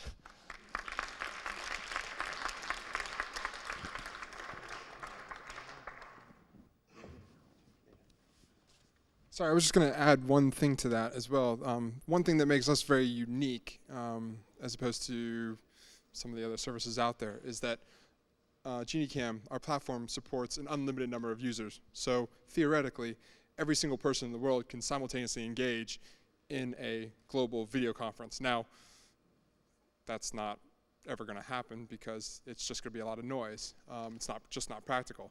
But our technology is such that we can support that. So as Glenn was saying before, when you engage with celebrity, the celebrity may have 1,000 people in the room. So or experts may have a number of people in the room, so they can generate a lot of cash quite quickly using the platform through group sales and whatnot. But anyway, thank you, Glenn, for the overview of GenieCam. Just briefly before we invite the panel up, and that's going to close out the evening tonight, just wanted to remind everyone that we'll have free food and wine just outside the auditorium after the panel discussion. At this time, I'd like to invite the panel up to the stage, and we'll have an open discussion about the future of the internet.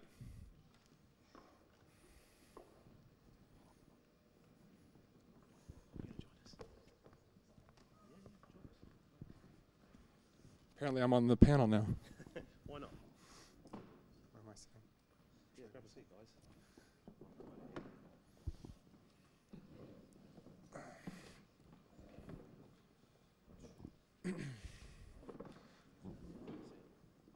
Are these on yet? Can we switch over? No, good. Thanks, guys, for coming. I really appreciate it. Yeah, I mean, the idea of this and the idea for everyone else is that we're going to have a conversation. It's just going to be as natural as we can make it. Okay, we're on a stage. Apparently, it's the most fearful thing we can do, but we'll try our best to make it as natural as possible. So yeah, I mean, there's quite a number of subjects that were touched upon. Of course, I touched upon information being very valuable. In fact, more valuable than land. Quite an interesting point. And of course, availability of news and SaaS and video technology, which again complements what we're doing at GenieCam incredibly well.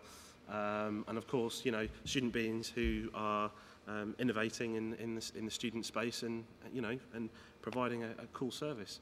So one of the most interesting things for me is actually, funny enough, SaaS. I think that was quite an interesting move. I predicted, I remember when I got the first version of Photoshop, I predicted it won't be too long until we have this online. I mean, perhaps I'll throw that out to the panel, not to yourself, yeah. But to everyone else and to open up. I mean, what do we think about the future of SaaS? Put up your hands if I say SaaS. Like, do you know what SaaS is right now? If I say SaaS, how many of you know exactly? So there are a few, I wanted to just open that out because SaaS for me is only, to be honest, a recent term, and it's like software as a service, and as a business, it's transformed our business. And there are a few kind of business tools that we've used day to day.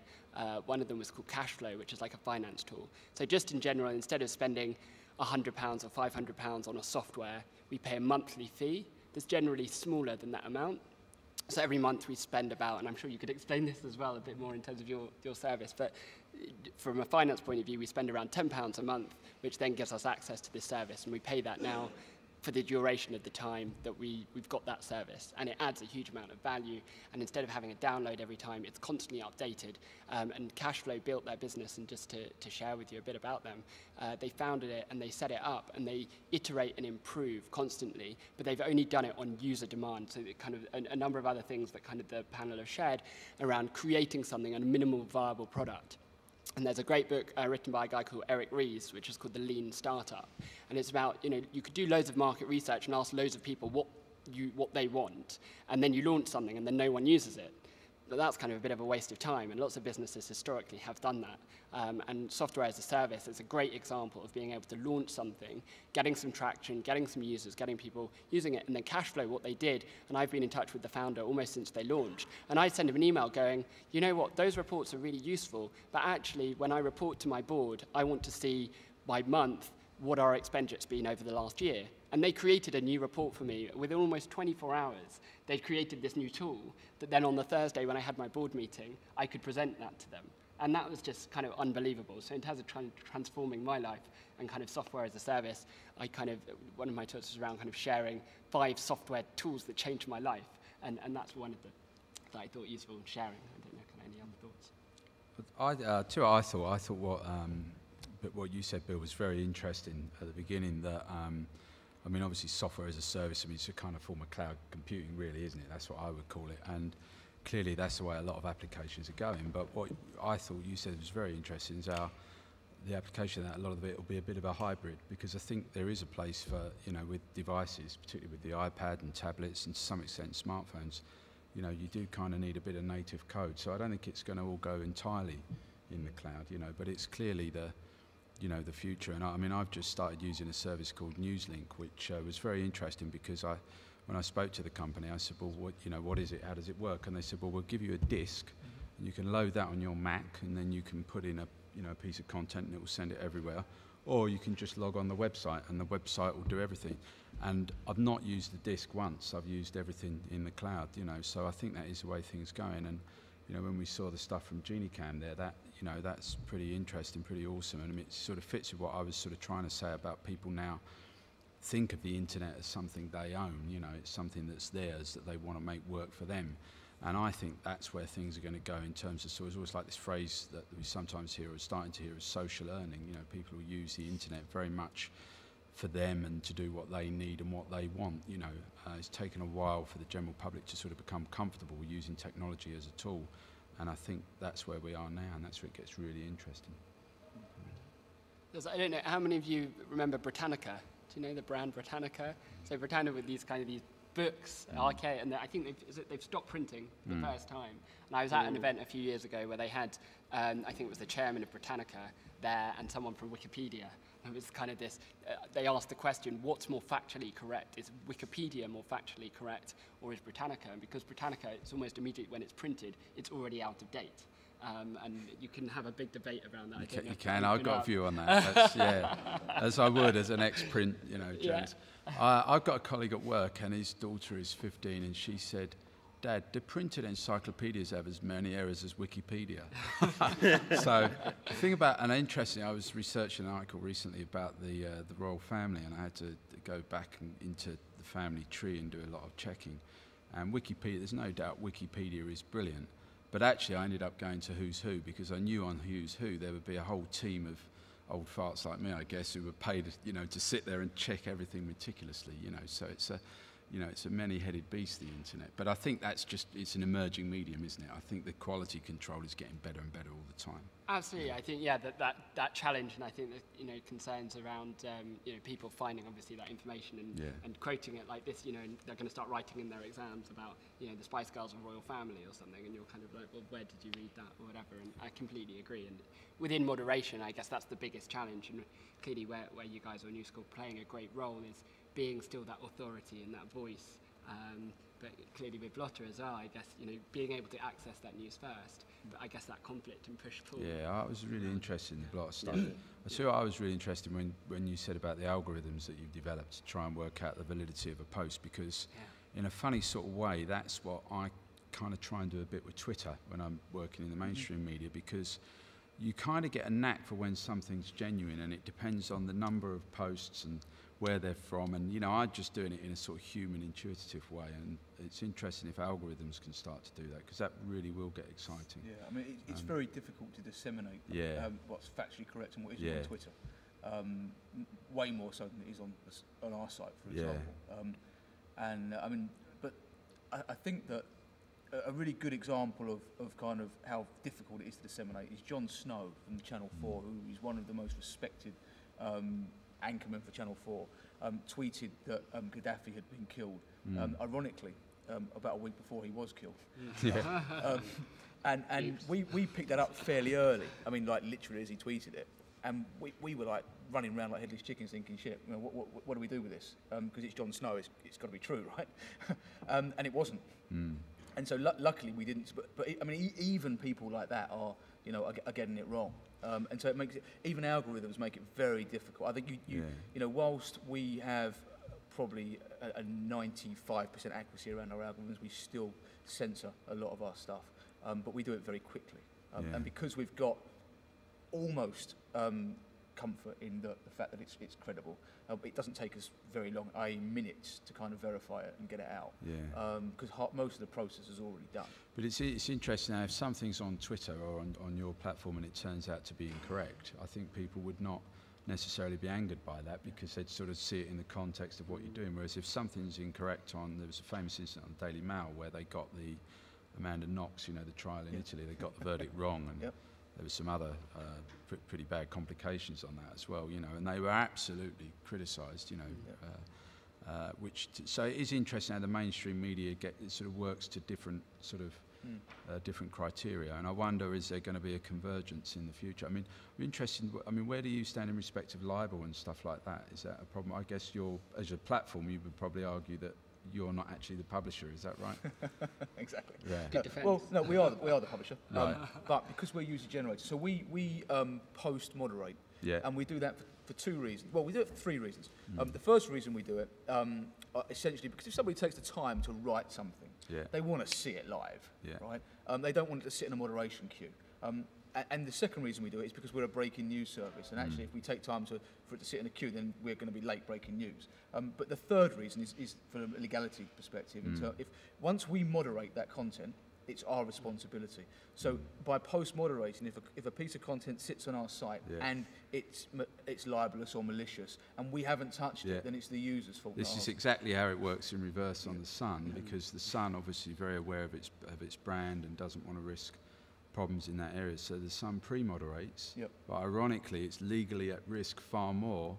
So if the libelous post comes up and it's pre-moderated, it can be sued, and this is an area where technology is ahead of the law, right? Because all the laws were drafted before any of this existed, and where I think the law needs to change is it needs to recognise, right, that in the modern world, there is a sort of genuine digital freedom of speech, if you like. You're not going to stop people tweeting and posting, and I think the law needs to be more about the response once there is a complaint, because I bet you've got procedures that you probably react within, I don't know, 2 hours if you get a complaint, something like that. Yeah, exactly. I mean, we get triggered every time, and our community flag content, I think, potentially is so if you did end up in court, chances are you would probably say, well, look, we've got a policy, we reacted quickly, we took it down, and the chances are the judge would say that's okay. As long as if there is something libelous and we deal with it, we haven't got an issue. It's the point that we deal with it and it still remains libelous. I mean, I think the whole Leveson thing's interesting at the moment in the press. I don't know if people have been following that. There's obviously a lot of controversy about the press at the moment, and there's the Leveson inquiry. And I think it's almost ignored the digital world, which is just crazy, because there's so many things that the law isn't clear on about what, where libel kicks in and who's responsible for what. And it's going to take a few years to sort out. However, that makes it incredibly exciting, so... Well, this is a lot like YouTube, for instance. I mean, YouTube, their platform is nearly almost 100% user-generated content. And so you've got a lot of people that are taking snippets of movies or television shows and putting them on YouTube. And YouTube's policy, from my understanding, is that you know, they can't moderate, they can't pre-moderate all the content that goes up. There's just way too much. So what they do is they post-moderate, much like Blotter does. And once they come back and they get a trouble ticket saying, you know, this is offensive or it violates whatever copyright law, then they go and remove it, and then they apologize, and that's okay. They get the law in the U.S. allows for that to happen. Yeah, exactly. I think YouTube's very interesting with YouTube because they've had a lot of issues with pay-per-view content. Certainly in the US, where sporting events, for example, have gone out and the you know, people have paid, I don't know, whatever it is, $49 to view something, and then actually it's put on YouTube, it's recorded and put on, and that's an issue because then these businesses aren't getting their pay-per-view pounds, but YouTube have acted quite quickly on that, and they've now got a fairly robust policy around that, where if there's anything pay-per-view and it goes onto YouTube, they automatically just get rid of it. They're fairly sharp with it. But they weren't before, but they've had to become that. And I think we all have. You know, we're all learning. And I think, you know, nobody's doing everything perfect right now. It's even more difficult for Facebook and Twitter. You know, I mean, I would argue that Facebook and Twitter are completely unmoderated.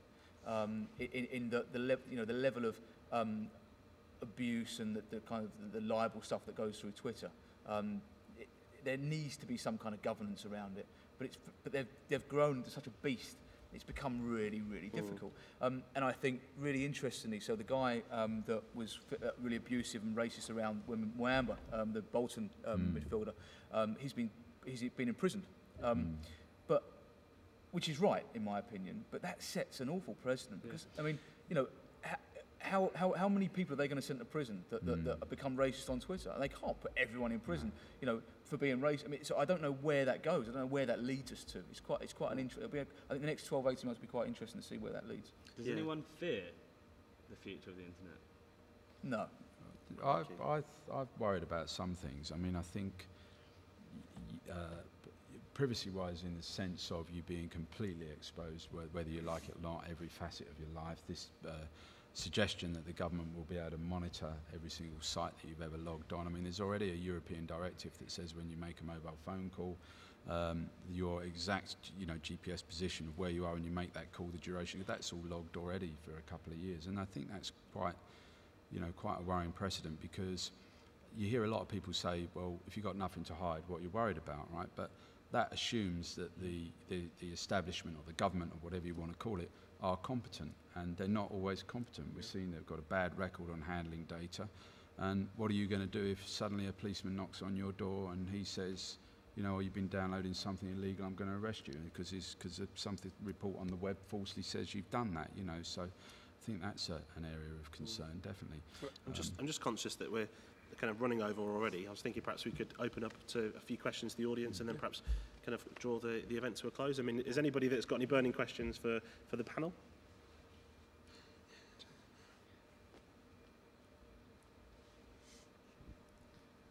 Hello.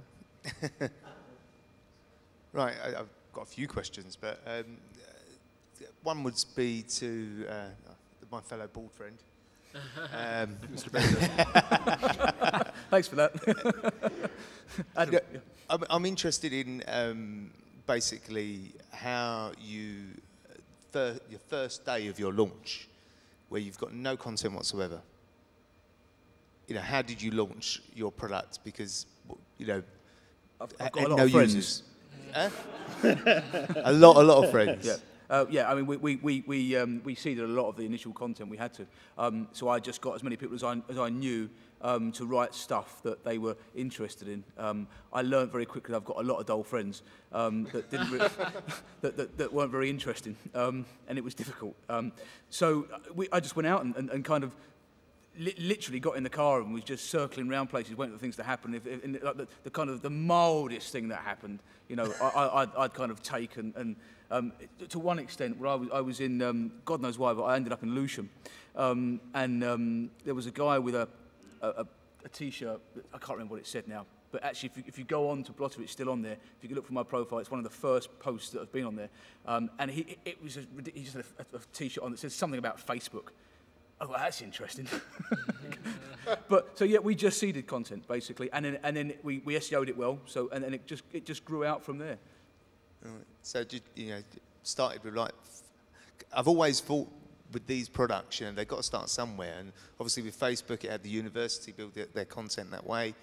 And, you know, with one startup like yourself, you said, well, where's it all going to come from? Well, we focused on London. So we didn't leave London for the first 6 months. Right. So we just focused on London, being the fact that it's a big city and I'm in London. And we just built our kind of early adopters and kind of advocates out from London. And then gradually we started to get content from elsewhere and a lot more users from elsewhere. And so we kind of just broadened our reach naturally. Mr. Baker, I'm going to stop you there. Sorry, because we are limited on time, if there's any individual questions for anyone on the panel, I'd ask that you please hold those till the event afterwards where we'll have food and drink, just for the sake of, you know, engaging with the panel. Is that all right?